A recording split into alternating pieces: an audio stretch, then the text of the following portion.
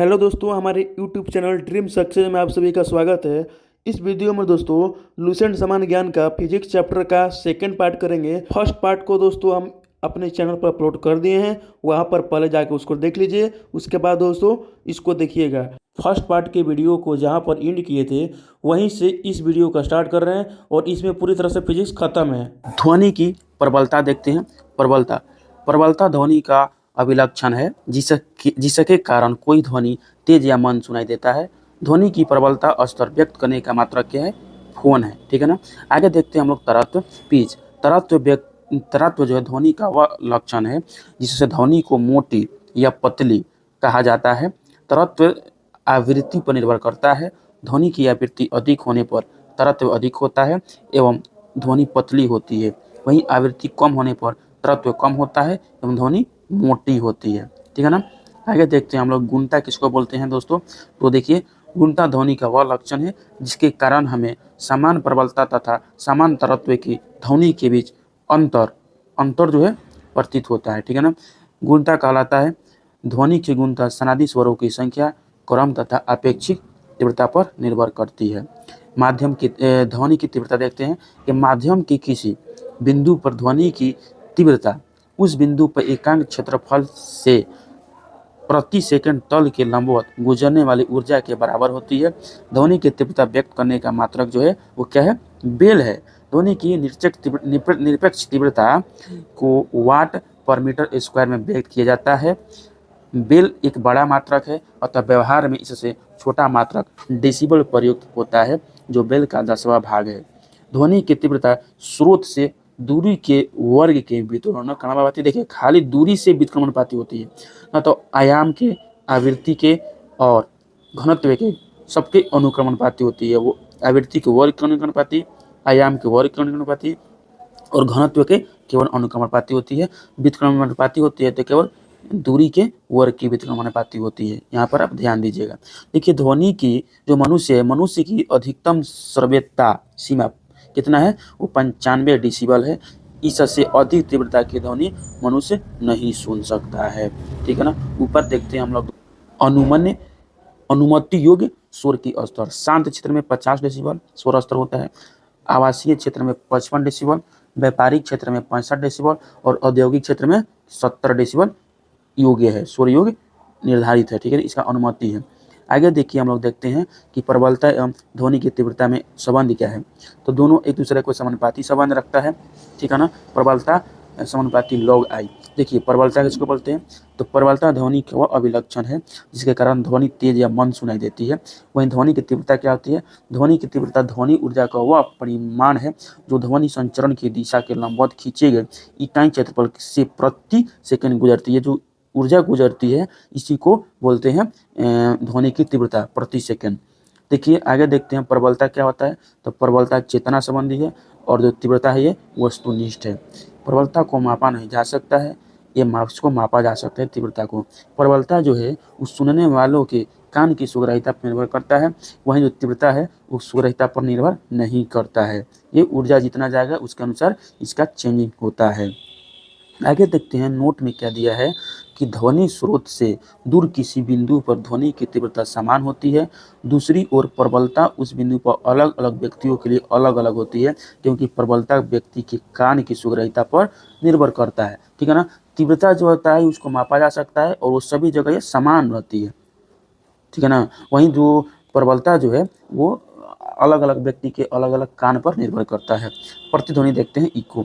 जब ध्वनि तरंगें दूर स्थित किसी दृढ़ टावर या पहाड़ से टकराकर परावर्तित होती है तो इस परावर्तित ध्वनि को ही प्रतिध्वनि कहते हैं। प्रतिध्वनि सुनने के लिए श्रोता एवं प्रवर्तक सतह के बीच न्यूनतम 17 मीटर मतलब 16.6 मीटर दूरी होना आवश्यक है। और देखिए कि जो मनुष्य का जो कान है वो उस पर ध्वनि का प्रभाव 1/10 सेकंड तक ही रहता है। ठीक है ना। आगे देखिए नोट में क्या दिया हुआ है कि यदि ध्वनि तरंगे किसी दृढ़ सतह से टकराकर परावर्तित होती है तो ध्वनि की कला में कोई परिवर्तन नहीं होता, फेज में कोई परिवर्तन नहीं होता है, लेकिन ध्वनि के परिवर्तन के फलस्वरूप उसके तीव्रता एवं आयाम में परिवर्तन हो जाता है या कमी हो जाता है, याद कर लीजिएगा। लेकिन उसके ध्वनि की कला फेज में कोई भी परिवर्तन नहीं होता है। ध्वनि की अपवर्तन देखते हैं कि ध्वनि की अपवर्तन के कारण ध्वनि दिन की अपेक्षा रात में अधिक दूरी तक सुनाई देती है, ठीक है ना। अनुकरण रिवर्बरेशन देखते हैं दोस्तों कि क्या होता है। देखिए क्या बोलते हैं, किसी बड़े हॉल में उत्पन्न होने वाली ध्वनि दीवारों से बार बार परिवर्तन के कारण काफ़ी समय तक बनी रहती है। माने आप किसी हॉल में जाइएगा, एक बार बोलिएगा ना तो बहुत बार उसको गूंजेगा, उसको क्या बोलते हैं, रिवर्बरेशन बोलते हैं। यह बार बार परिवर्तन जिसके कारण ध्वनि का अस्तित्व होता है वो अनुकरण कहलाता है। यह वांछनीय होता है क्योंकि अत्यधिक अनुकरण के कारण स्पष्ट सुनाई नहीं देता है कि किसने क्या बोला। अनुकरण कम करने का उपाय क्या है, भवन की छतों तथा दीवारों पर ध्वनि अवशोषक पदार्थों जैसे संपीड़ित फाइबर बोर्ड, खुरदरे प्लास्टर अथवा पर्दे लगाए जाते हैं। आप लोग देखे होंगे जो ऑनलाइन टीचर पढ़ाते हैं तो उनका जो कमरा रहता है, उनका जो रूम रहता है उसमें फाइबर लगा रहता है जो ध्वनि अवशोषक होता है। सीटों के पदार्थों का चुनाव इनके ध्वनि अवशोषक गुणों के आधार पर करना होता है। अनुनाद किसको बोलते हैं, रिसोनेंस बोलते हैं। जब देखिए, जब किसी वस्तु के कंपनों की स्वाभाविक आवृत्ति इस किसी चालक बल के कंपनों की आवृत्ति के बराबर होता है तो वह वस्तु बहुत अधिक आयाम से कंपन करने लगती है। इस घटना को अनुनाद कहते हैं। रेडियो अनुनाद के सिद्धांत पर ही कार्य करता है। रेडियो जो है वो अनुनाद के सिद्धांत पर ही काम करता है। देखिए, अमेरिका के ट्रैकोमा पुल अनुनाद के कारण ही क्षतिग्रस्त हो गया था, ठीक है ना। ट्रैकोमा पुल अनुनाद के कारण सैनिकों की टुकड़ी पुल पार करते समय अनुनाद की स्थिति से बचने के लिए ही कदम मिलाकर नहीं चलते हैं। यदि एक साथ कदम मिलाकर चलेंगे तो पुल ही टूट जाएगा। आगे देखिए, देखते हैं ध्वनि की व्यक्तीकरण, इंटरफेरेंस ऑफ साउंड। जब समान आवृत्ति या समान आयाम की दो ध्वनि तरंगें एक साथ किसी बिंदु पर पहुंचती है तो उस बिंदु पर ध्वनि ऊर्जा का पुनः वितरण हो जाता है। इस घटना को ध्वनि का द्वितीकरण कहते हैं। यदि दोनों तरंगें उस बिंदु पर एक ही कला में पहुंचती है तो वहां ध्वनि की तीव्रता अधिकतम होती है, इसे समपोषी व्यक्तीकरण कहते हैं। यदि दोनों तरंगें विपरीत कला में पहुंचती है तो वहां पर तीव्रता न्यूनतम होती है, इसे विनाशी व्यक्तीकरण कहते हैं। जब समान कला में पहुंचेगी तो उसे समपोषी, और जब अलग अलग तीव्रता में पहुंचती है तो वहाँ न्यूनतम होती है, अलग अलग विपरीत दिशा में पहुंचती है तो वहाँ विनाशी व्यक्तीकरण कहा जाता है। अगर देखिए ध्वनि का व्यक्तीकरण किसको कहा जाता है, तो ध्वनि का विवर्तन, व्यक्तीकरण नहीं, ध्वनि के विवर्तन। तो देखिए, डिफ्रैक्शन ऑफ साउंड, ध्वनि का तरंगदैर्घ्य 1 मीटर की कोटि का होता है। अतः जब इसी कोटि का कोई अवरोध ध्वनि के मार्ग में आता है तो ध्वनि अवरोध के किनारों से मुड़कर आगे बढ़ जाती है। इस घटना को ध्वनि का विवर्तन कहते हैं, ठीक है ना। जब ध्वनि मुड़ कर चली जाती है विवर्तन कहते हैं।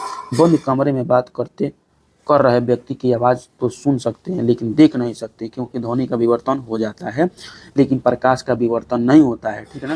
प्रकाश हमेशा सीधी रेखा में जाती है लेकिन ध्वनि जो है इधर उधर मुड़ कर भी जा सकती है।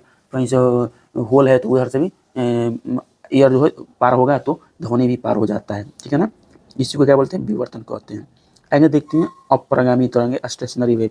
वैसे तरंग जो अपने ही स्थान पर फैलती और सिकुड़ती है लेकिन आगे नहीं बढ़ती, ऐसे तरंग को अपरगामी तरंग कहा जाता है, ठीक है ना।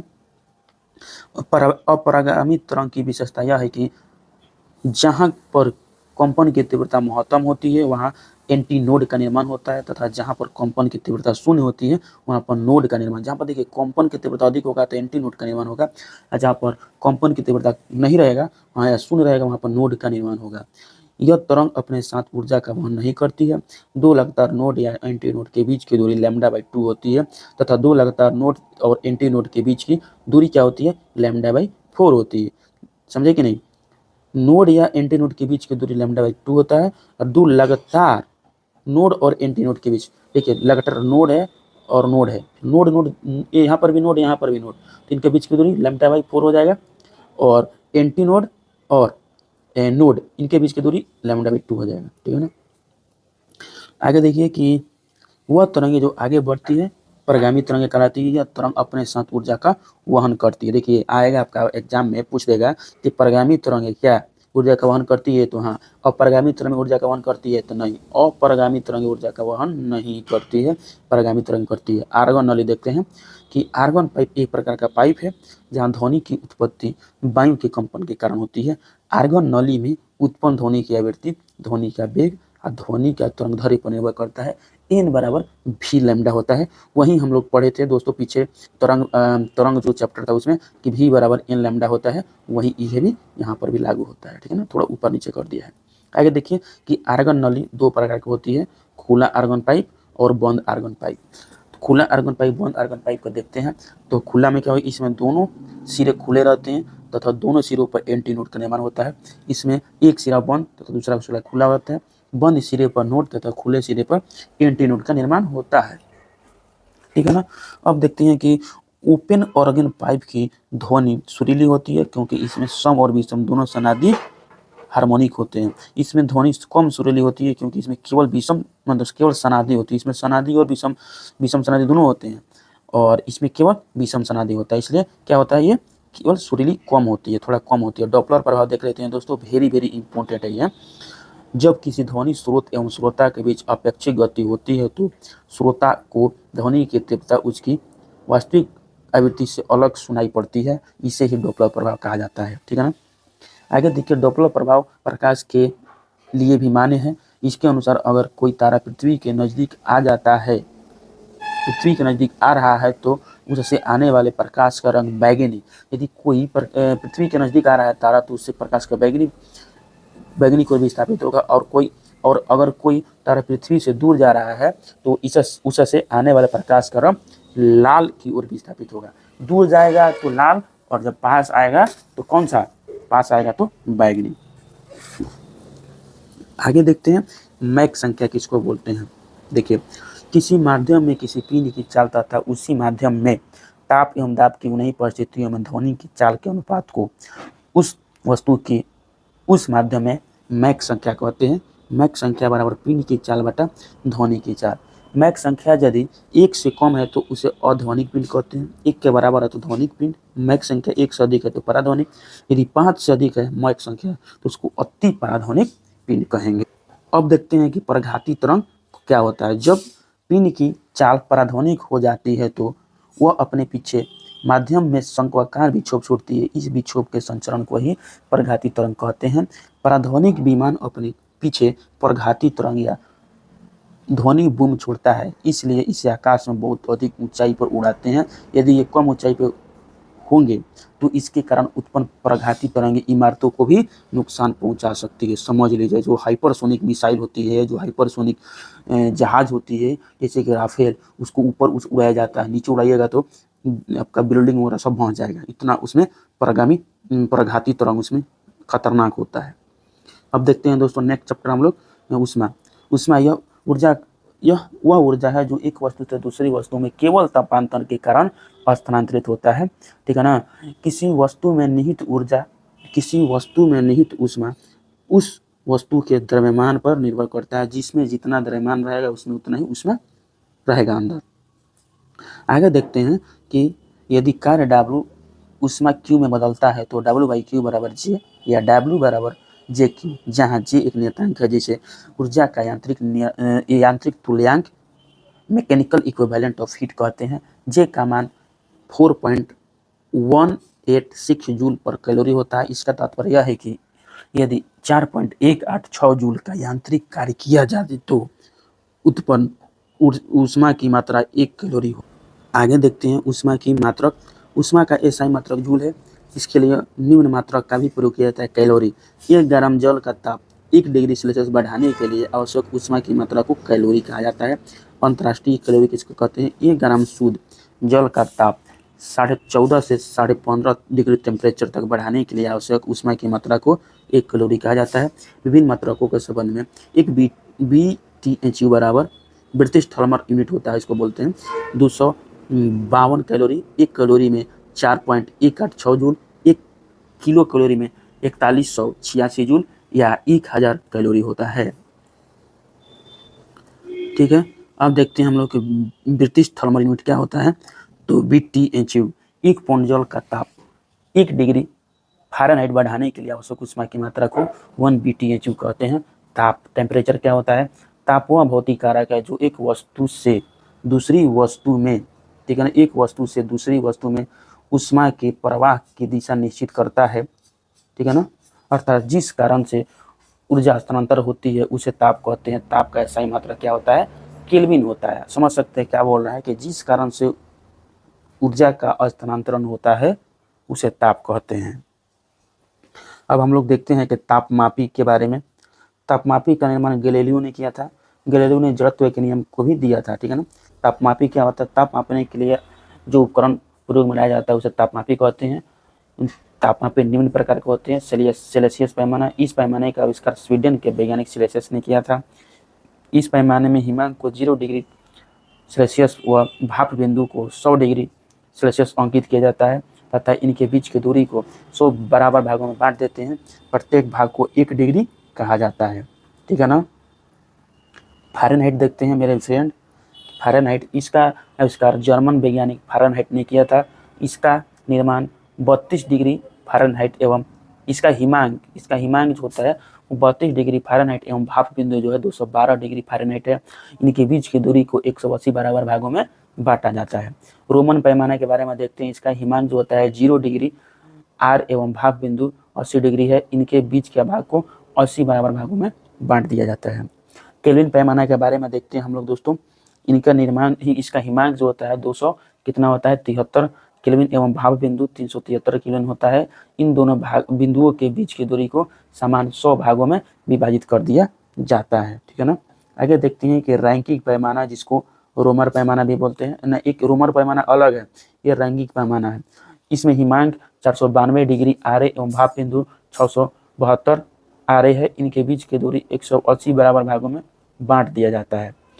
4 पैमानों का संबंध देखिए। सी घटाव 0/100, इफ घटाव 32/180 बराबर आर घटाव 0/80, के घटाव 273/100 बराबर आर ए घटाव 4.92/180, ठीक है ना, बराबर एक नियतांक है। ये सब आपस में बराबर है। इस तरह ये फॉर्मूला आप लोग याद कर लीजिएगा। देखिए परम शून्य ताप किसको बोलते हैं? एब्सोल्यूट जीरो, पूरी तरह से जीरो। सैद्धांतिक रूप से अधिकतम ताप की कोई सीमा नहीं है, परंतु न्यूनतम ताप की सीमा है। किसी भी वस्तु का ताप -273.15 डिग्री सेल्सियस से कम नहीं हो सकता है। यानी यह संसार का सबसे न्यूनतम तापमान है, जिसे हम परम शून्य ताप कहते हैं। केल्विन पैमाने पर 0 के लिखते हैं, ठीक है ना। 0 के बराबर -273.15 डिग्री सेल्सियस एवं 273.16 केल्विन बराबर 0 डिग्री सेल्सियस, ठीक है ना। आगे देखते हैं मेरे दोस्तों कि पहले सेल्सियस पैमानों को सेंटीग्रेड पैमाना कहा जाता था। केल्विन में व्यक्त ताप में डिग्री नहीं लिखा जाता है। पारा -39 डिग्री टेम्परेचर पर जमता है तथा इससे निम्न ताप ज्ञात करने के लिए अल्कोहल, देखिए 39 डिग्री टेम्परेचर पर पारा जमता है, लेकिन इससे भी निम्न ताप आपको ज्ञात करना है तो अल्कोहल तापमापी का प्रयोग किया था। अल्कोहल -115 डिग्री टेम्परेचर पर जमता है। मानव शरीर का तापमान 98.6 डिग्री फ़ारेनहाइट तथा 37 डिग्री टेम्परेचर होता है। देखिए 98.6 डिग्री फ़ारेनहाइट या 37 डिग्री टेम्परेचर होता है, 37 डिग्री सेल्सियस में। आगे देखते हैं हम लोग कि दरो तापमापी। पारा तापमापी लगभग -30 डिग्री सेल्सियस से 350 डिग्री सेल्सियस तक के ताप मापने के लिए प्रयुक्त होता है, ठीक है ना। द्रव तापमापी में पारा या अल्कोहल का प्रयोग किया जाता है। पारा थर्मामीटर का आविष्कार किसने किया था? फ़ारेनहाइट ने किया था। गैस तापमापी, इस प्रकार के तापमापियों में स्थिर आयतन हाइड्रोजन गैस तापमापी से -200 डिग्री टेम्परेचर से 500 डिग्री टेम्परेचर तक के ताप को मापा जा सकता है। हाइड्रोजन की जगह नाइट्रोजन गैस लेने पर -200 डिग्री टेम्परेचर से 1500 डिग्री टेम्परेचर तक का मापन किया जा सकता है। जब हाइड्रोजन लीजिएगा तो -200 से 1500 चला जाइएगा। यदि आप लोग खाली नहीं, यदि हाइड्रोजन लीजिएगा तो -200 से 500, यदि हाइड्रोजन की जगह पर नाइट्रोजन लीजिएगा तो -200 से 1500 हो जाएगा, ठीक है ना। प्लेटिनम प्रतिरोधी के दौरान मापते हैं तो -200 से कितना हो जाएगा? 1200 डिग्री सेल्सियस तक माप सकते हैं। तापयुक्त तापमापी जो है वो -200 से 1600 तक मापते हैं। याद कीजिएगा ये जो है तापयुक्त तापमापी जो है ये सीबेक के प्रभाव पर काम करता है। किसके? सीबेक के सिद्धांत पर काम करता है, ठीक है ना। सीबेक के सिद्धांत पर काम करता है। पूर्ण विकिरण तापमापी देखते हैं। इस तापमापी से दूर स्थित वस्तु के ताप को मापा जाता है, जैसे सूर्य का ताप। इसके द्वारा प्रायः 800 डिग्री टेम्परेचर से ऊंचे ताप की गणना की जाती है, इससे नीचे का ताप नहीं, क्योंकि इससे कम ताप की वस्तुएं ऊष्मीय विकिरण उत्सर्जित नहीं करती है, ठीक है ना। 800 से अधिक ताप रहेगा तभी उसमें ऊर्जा उत्पन्न करेगी। इसमें विकिरण यह तापमापी स्टीफन के नियम पर कार्य करती है। किसने? स्टीफन। यह नियम जो है यह जो तापमापी जो है स्टीफन के नियम पर आधारित है, जिसके अनुसार उच्च ताप पर किसी वस्तु से उत्सर्जित विकिरण की मात्रा उसके परम ताप के चतुर्थ घात के अनुक्रमणपाती होता है। आइए देखिए थे हम लोग डॉक्टरी थर्मामीटर क्या होता है, डॉक्टरी थर्मामीटर के बारे में कि क्लिनिकल थर्मामीटर, इसका आविष्कार सर थॉमस क्लिफोर्ड एल्बर्ट नामक वैज्ञानिक ने किया। इस तापमापी का परास काफ़ी कम रखा गया है, जो कि 35 डिग्री से 43 डिग्री तक अथवा 90 डिग्री फ़ारेनहाइट से 110 डिग्री फ़ारेनहाइट तक होता है। दोस्तों ये मोक में आ जाता है, टपक पड़ता है कि जो डॉक्टरी थर्मामीटर है उसका परास क्या होता है, तो याद कीजिएगा 90 डिग्री फ़ारेनहाइट से 110 डिग्री फ़ारेनहाइट, और सेल्सियस में हो जाएगा तो 35 डिग्री से 43 डिग्री सेल्सियस होता है। चूँकि इससे ज्वर मापते हैं, इसलिए इसे ज्वरमापी या डॉक्टरी थर्मामीटर कहते हैं। इससे इसमें क्या होता है, इसमें 37 डिग्री टेम्परेचर या 98.4 डिग्री फ़ारेनहाइट पर लाल निशान बना होता है, जो मानव शरीर का सामान्य ताप को व्यक्त करता है, ठीक है ना। आगे देखिए विशिष्ट ऊष्मा क्या होता है मेरे भाइयों। विशिष्ट ऊष्मा देखिए, किसी पदार्थ की विशिष्ट ऊष्मा की वह मात्रा है जो उस पदार्थ के एकांक द्रव्यमान में एकांक ताप वृद्धि उत्पन्न करती है, ठीक है ना। उस पदार्थ के एकांक द्रव्यमान में एकांक ताप वृद्धि उत्पन्न करती है, इसे प्रायः C द्वारा व्यक्त किया जाता है। विशिष्ट ऊष्मा का एसआई मात्रा क्या होता है, जूल पर केजी पर केल्विन, ठीक है ना, जूल पर केजी पर केल्विन होता है, ठीक है ना। अब देख लेते हैं हम लोग को कुछ विशिष्ट वस्तुएं हैं, उनका विशिष्ट ऊष्मा देखते हैं। देखिए बर्फ का 2100 होता है, पारा का 140 होता है, लेड का 130 होता है, लोहा का 460 होता है, केरोसिन के 210 होता है, और जल का कितना होता है, जल का होता है 4200। इसमें आपको सबसे ज़्यादा याद करना है जल का और बर्फ का, ठीक है ना। बर्फ का 2100 और जल का 4200।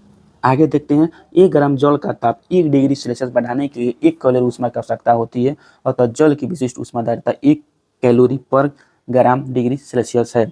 जल की विशिष्ट ऊष्माधारिता अन्य पदार्थों की तुलना में सबसे अधिक है। आप लोग यहाँ पर भी देखे होंगे सबसे अधिक है। ऊष्मीय प्रसार थर्मल एक्सपेंशन, किसी वस्तु को गर्म करने पर उसकी लंबाई, क्षेत्रफल एवं आयतन में वृद्धि होती है। लंबाई में वृद्धि के माप रेखीय प्रसार गुणांक अल्फा, क्षेत्रफल में वृद्धि के माप क्षेत्रीय प्रसार गुणांक बीटा तथा आयतन में वृद्धि को आयतन प्रसार गुणांक गामा द्वारा व्यक्त किया जाता है, ठीक है ना। अल्फा, बीटा एवं गामा में संबंध क्या है, अल्फा बीटा गामा 1:2:3, बीटा बराबर 2 अल्फा और गामा बराबर 3 अल्फा। तापमान बढ़ने पर आयतन बढ़ता है, इसलिए घनत्व घटता है। तापमान बढ़ने पर आयतन क्या होता है, बढ़ेगा। जब आयतन बढ़ेगा तो घनत्व घट जाएगा। यही देखिए घनत्व बराबर द्रव्यमान बटा आयतन होता है, ठीक। नेक्स्ट देखते हैं दोस्तों कि जल का असामान्य प्रसार। प्रायः सभी द्रव गर्म किए जाने पर आयतन में बढ़ते हैं, परंतु जल 0 डिग्री टेम्परेचर से 4 डिग्री टेम्परेचर तक गर्म करने पर आयतन में घटता है तथा 4 डिग्री टेम्परेचर के बाद गर्म करने पर आयतन में बढ़ना शुरू कर देता है। इसका अर्थ यह है कि 4 डिग्री टेम्परेचर पर जल का घनत्व अधिकतम होता है, ठीक है ना। ठोस कार्बन डाइऑक्साइड को सूखी बर्फ कहा जाता है, क्योंकि यह सामान्य बर्फ की तरह द्रव में परिवर्तित नहीं होती है, बल्कि ठोस से सीधे गैस में परिवर्तित हो जाती है, ठीक है ना। नेक्स्ट देखते हैं कि ऊष्मा का संचरण। देखिए ऊष्मा का एक स्थान से दूसरे स्थान जाने को ऊष्मा का संचरण कहते हैं। इसकी 3 विधियां हैं।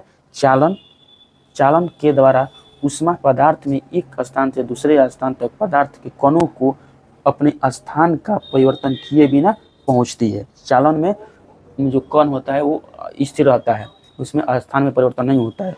ठोस में ऊष्मा का संचरण जो होता है चालन द्वारा होता है, ठीक है ना। उस ठोस में ऊष्मा का संचरण चालन द्वारा होता है। नेक्स्ट देखते हैं संवहन क्या होता है, कन्वेंशन क्या होता है। दोस्तों आप लोग को इंग्लिश भी थोड़ा थोड़ा देखना चाहिए, क्योंकि अभी ये एग्जाम में हिंदी कम इंग्लिश ज़्यादा पूछ रहा है साइंस के सब्जेक्ट में, ठीक है ना। साइंस का क्वेश्चन पूछ रहा है तो हिंदी के जगह पर इंग्लिश ज़्यादा डाल दे रहा है। आगे देखिए संवहन, इस विधि में ऊष्मा का संचरण पदार्थ के कणों के स्थानांतरण के द्वारा होता है। इस प्रकार पदार्थ के कणों के स्थानांतरण से धाराएं बहती है, जिन्हें संवहन धाराएं कहते हैं। इस विधि में ऊष्मा की हानि सबसे तेज गति से होती है। ऊष्मा की इसमें हानि भी बहुत होती है। गैसों एवं द्रवों में ऊष्मा का संचरण जो होता है संवहन द्वारा ही होता है। रेफ्रिजरेटर में प्रशीतन पेटिका ऊपर में होती है, ताकि रेफ्रिजरेटर का अन्य भाग संवहन के द्वारा ठंडी हो सके, ठीक है ना। यदि रेफ्रिजरेटर के दरवाजे कुछ घंटों के लिए खुले छोड़ दे तो कमरे का तापमान क्या हो जाएगा, बढ़ जाएगा। आगे देखिए कि वायुमंडल संवहन विधि के द्वारा ही गर्म होता है। विकिरण क्या होता है, रेडिएशन। इस विधि में ऊष्मा गर्म वस्तु से ठंडी वस्तु की ओर बिना किसी माध्यम की सहायता के तथा बिना माध्यम को गर्म किए प्रकाश की चाल से सीधी रेखा में संचरण होती है। यह ऊष्मा संचरण की सबसे तीव्र विधि है, ठीक है ना। सूर्य की ऊष्मा पृथ्वी तक विकिरण विधि द्वारा ही पहुंचती है, ठीक है ना, विकिरण विधि द्वारा ही पहुंचती है। आगे देखते हैं हम लोग कृष्णिका विकिरण क्या होता है। जब किसी ठोस पदार्थ को गर्म किया जाता है तो उससे विस्तृत प्रास वाले तरंगधरियों के विकिरण उत्सर्जित होते हैं। उदाहरण के लिए जब किसी लोहे के छड़ को भट्ठी में गर्म करते हैं तब इसका रंग पहले हल्का लाल होता है, जैसे जैसे ताप बढ़ता जाता है वैसे वैसे वह अधिक लाल होता जाता है। जब इसे और गर्म किया जाता है तब इससे निकलने वाला विकिरण का रंग सफ़ेद हो जाता है, और जब बहुत अधिक ताप पर गर्म होता है तो नीला हो जाता है। क्या हो जाता है, नीला। बहुत अधिक ताप पर गर्म होगा तो नीला हो जाता है। इसका अर्थ है कि ताप में वृद्धि के साथ उत्सर्जित विकिरणों की आवृत्ति निम्न से उच्च होती जाती है, ठीक है ना। विद्युत चुंबकीय स्पेक्ट्रम में लाल रंग कम आवृत्ति वाले और नीला रंग जो है वो सबसे अधिक आवृत्ति वाले होता है। नीला रंग जो है अधिक आवृत्ति वाले क्षेत्र को होता है। एक ऐसा ही आदर्श पिंड जो हर प्रकार की आवृत्ति के विकिरणों को उत्सर्जित एवं अवशोषित करता है, ब्लैक बॉडी कृष्णिका तथा इस पिंड से उत्सर्जित विकिरणों को कृष्णिका विकिरण कहते हैं। कृष्णिका से उत्सर्जित विकिरण का यथार्थ एग्जैक्ट आवृत्ति वितरण, आवृत्ति और तीव्रता के बीच विकिरण का आलेख उसके ताप पर निर्भर करता है। दिए गए तापमान पर उत्सर्जित विकिरण की तीव्रता तरंगदैर्घ्य के कम होने के साथ बढ़ती है। यह एक तरंगदैर्घ्य पर अधिकतम होती है, उसके बाद तरंगदैर्घ्य के और कम होने पर यह घटना शुरू हो जाती है, ठीक है ना। प्रकाश के तरंग सिद्धांत के आधार पर उपरोक्त परिणामों की संतोषजनक व्याख्या नहीं की जा सकती। मैक्स प्लांक ने इसके लिए सुझाया कि परमाणु और अणु केवल विविध मात्राओं में ऊर्जा उत्सर्जित करते हैं, न कि अनवरत रूप में, जैसे पहले इसको माना जाता था, लेकिन अब नहीं माना जाता है।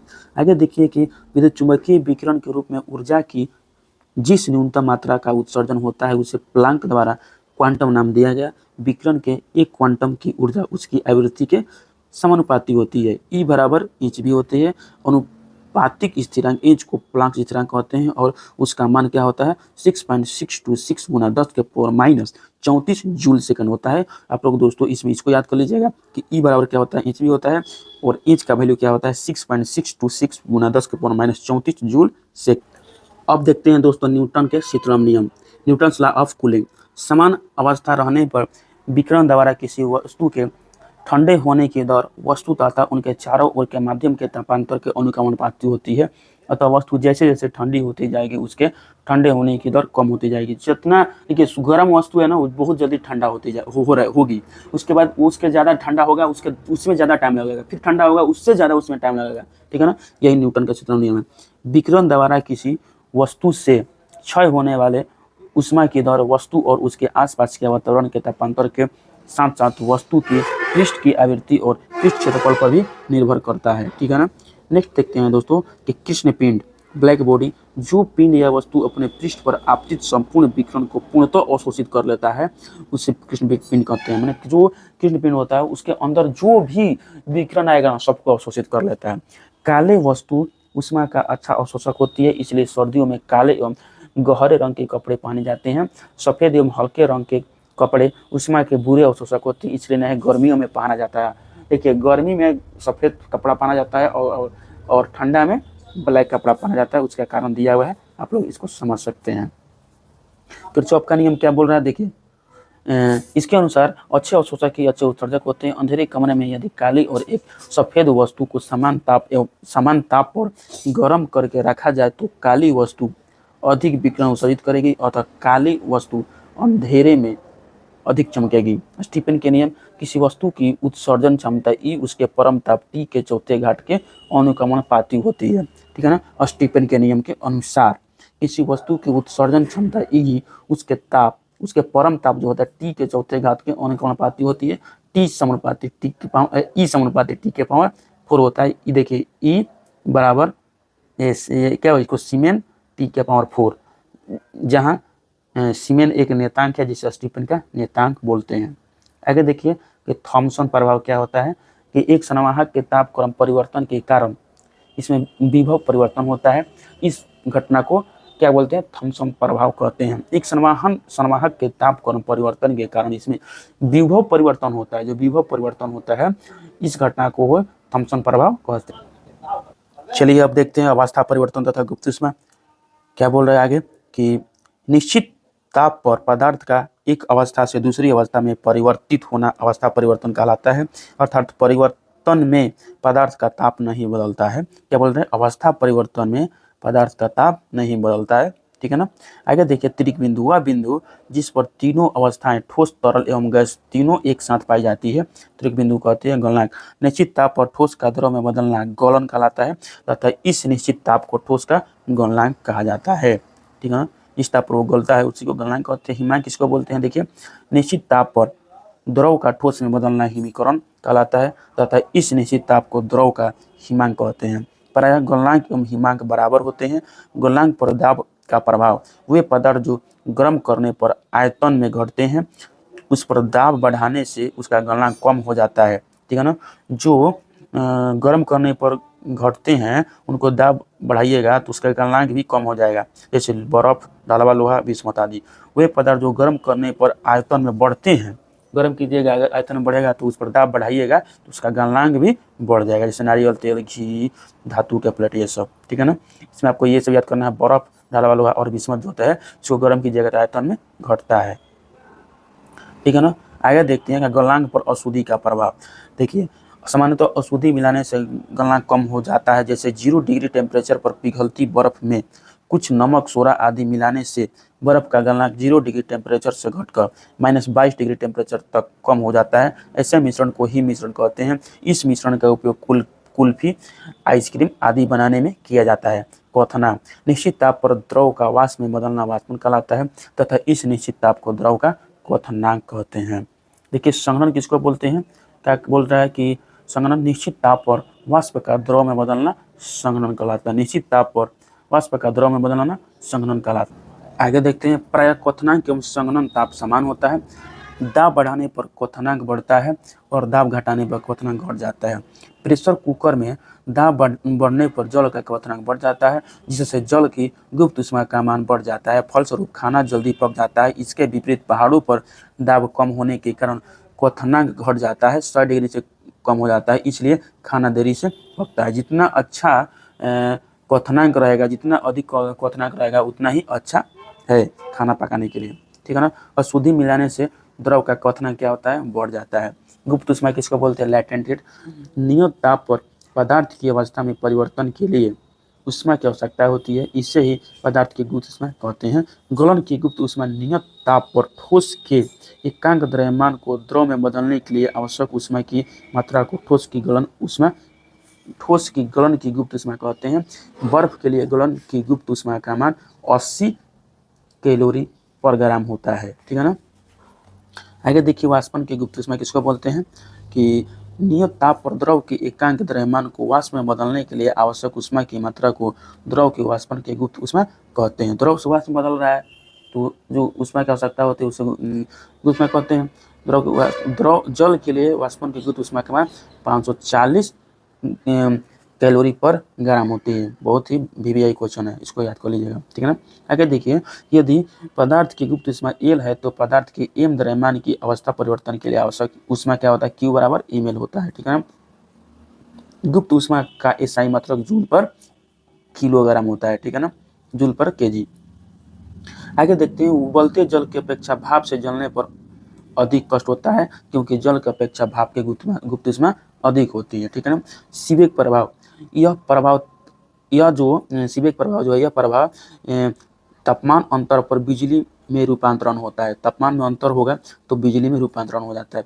पेल्टियर प्रभाव, यह बिजली का तापमान अंतर में रूपांतरण होता है। ये दूसरों आपस में एक दूसरे का विपरीत है। देखिए सीबेक का प्रभाव क्या होता है, यह तापमान अंतर का बिजली में रूपांतर, जब तापमान में अंतर होगा तो बिजली उत्पन्न हो जाएगा। यह बिजली का तापांतर अंतर में रूपांतरण होता है। वाष्पीकरण किसको बोलते हैं? द्रव के खुली सतह से प्रत्येक ताप पर धीरे धीरे द्रव का अपने वाष्प में बदलना वाष्पीकरण कहलाता है, अथवा किसी द्रव का उसके क्वथनांक से पूर्व उसके वाष्प में बदलने की क्रिया को वाष्पीकरण कहते हैं। जब तापमान ऊंच हो और द्रव पृष्ठ क्षेत्रफल अधिक हो तो द्रव के पृष्ठ से वाष्पीकरण तेज हो जाएगा। ठीक है ना? जितना ही द्रव पृष्ठ ज़्यादा रहेगा उतना ही वाष्पीकरण के दर अधिक होगा। देखिए प्रशीतक के बारे में देखते हैं। रेफ्रिजरेटर जो हमारे घरों में रहता है, प्रशीतक में वाष्पीकरण द्वारा ठंडक कूलिंग उत्पन्न की जाती है। तांबे की एक वाष्प कुंडली में द्रव फ्रीऑन भरा रहता है। ठीक है ना? तांबे की एक वाष्प कुंडली में द्रव फ्रीऑन भरा रहता है जो वाष्पीकृत होकर ठंडक उत्पन्न करता है। ठीक है ना? देखिए अपेक्षिक आर्द्रता के बारे में अब देखेंगे हम लोग कि अपेक्षिक आर्द्रता क्या होता है। किसी दिए हुए ताप पर वायु के किसी आयतन में उपस्थित जलवाष्प की मात्रा तथा उसी ताप और उसी आयतन की वायु को संतृप्त करने के लिए आवश्यक जलवाष्प की मात्रा के अनुपात को अपेक्षित आर्द्रता कहते हैं। इस अनुपात को 100 से गुना करते हैं क्योंकि अपेक्षित आर्द्रता को प्रतिशत में व्यक्त किया जाता है। इसकी कोई भी इकाई नहीं होती है। अपेक्षित आर्द्रता की कोई भी इकाई नहीं होती है। आगे देखते हैं अपेक्षित आर्द्रता मापने के लिए हाइग्रोमीटर नामक यंत्र का प्रयोग किया जाता है। ठीक है ना? नियत जलवाष्प पर ताप बढ़ाने पर अपेक्षित आर्द्रता घट जाती है। नियत जलवाष्प पर ताप बढ़ाइएगा तो अपेक्षित आर्द्रता घट जाती है। उस बनने के लिए 100% अपेक्षित आर्द्रता होनी चाहिए। वातानुकूलन एयर कंडीशनिंग सामान्यतः मनुष्य के स्वास्थ्य एवं अनुकूल जलवायु के लिए निम्न परिस्थितियाँ होनी चाहिए। तापमान कितना होना चाहिए? 23 डिग्री से 25 डिग्री के बीच में होनी चाहिए। अपेक्षित आर्द्रता जो है 60% से लेकर 65% के बीच में होनी चाहिए। और वायु की गति जो है 0.75 मीटर प्रति मिनट से 2.5 मीटर प्रति मिनट होनी चाहिए। ये क्या है? अनुकूल परिस्थिति है मनुष्य के लिए। ठीक है ना? अब देखते हैं दोस्तों ऊष्मागतिकी। ऊष्मागतिकी का प्रथम नियम। ऊष्मागतिकी का प्रथम नियम मुख्यतः ऊर्जा संरक्षण के सिद्धांत पर काम करता है या प्रदर्शित करता है। इस नियम के अनुसार किसी निकाय को दी जाने वाली ऊष्मा दो प्रकार के कार्यों में व्यय होती है। निकाय के आंतरिक ऊर्जा में वृद्धि करने में, जिससे निकाय का ताप बढ़ता है, और दूसरा बाह्य कार्य करने में। ठीक है ना? दो तरीका से, पहले उस निकाय का ताप बढ़ाता है और उसके बाद बाह्य कार्य करता है। आगे देखिए समतापी प्रक्रम क्या होता है? जब किसी निकाय में कोई परिवर्तन इस प्रकार हो कि निकाय का ताप पूरी क्रिया में स्थिर रहे तो उस परिवर्तन को समतापी परिवर्तन कहा जाता है। ठीक है ना? रूढ़ोष्म प्रक्रम किसको बोलते हैं? Adiabatic process. यदि किसी निकाय में कोई परिवर्तन इस प्रकार हो कि पूरी प्रक्रिया के दौरान निकाय न तो बाहरी माध्यम को ऊष्मा दे और न ही उससे कोई ऊष्मा ले, तो इस परिवर्तन को रूढ़ोष्म परिवर्तन कहते हैं। कार्बन डाइऑक्साइड का अचानक प्रसार होने पर वह शुष्क बर्फ के रूप में बदल जाती है। यह रूढ़ोष्म परिवर्तन का ही उदाहरण है। आगे देखिए ऊष्मागतिकी का दूसरा नियम क्या है? ऊष्मागतिकी का प्रथम नियम ऊष्मा के प्रवाहित होने की दिशा नहीं बताता है। ऊष्मागतिकी का द्वितीय नियम जो है वो ऊष्मा के प्रवाहित होने की दिशा को व्यक्त करता है। इस नियम को दो कथनों के रूप में व्यक्त किया जाता है जो निम्न है। केल्विन के कथन के अनुसार ऊष्मा का पूर्णतः कार्य में परिवर्तन असंभव है। ठीक है ना? इसने कहा था ये केल्विन के कथन है। देखिए अब दूसरा नंबर में क्या है? क्लासियस के कथन के अनुसार ऊष्मा अपने कम ताप की वस्तु से अधिक ताप की वस्तु की ओर प्रवाहित नहीं होगी। कम ताप से अधिक ताप की ओर, मान लीजिए आप बर्फ जो है गर्म पानी में डाल रहे हैं, तो आपको क्या लगता है कि बर्फ जो है पानी को गर्म पानी को ठंडा कर रहा है, या ठंडा जो बर्फ है वो गर्म पानी को ठंडा कर रहा है? तो इसका मतलब है तो जो ये क्लासियस के अनुसार क्या बोलते हैं कि इनके अनुसार कम ताप की वस्तु अधिक ताप की वस्तु की ओर प्रवाहित नहीं होती है।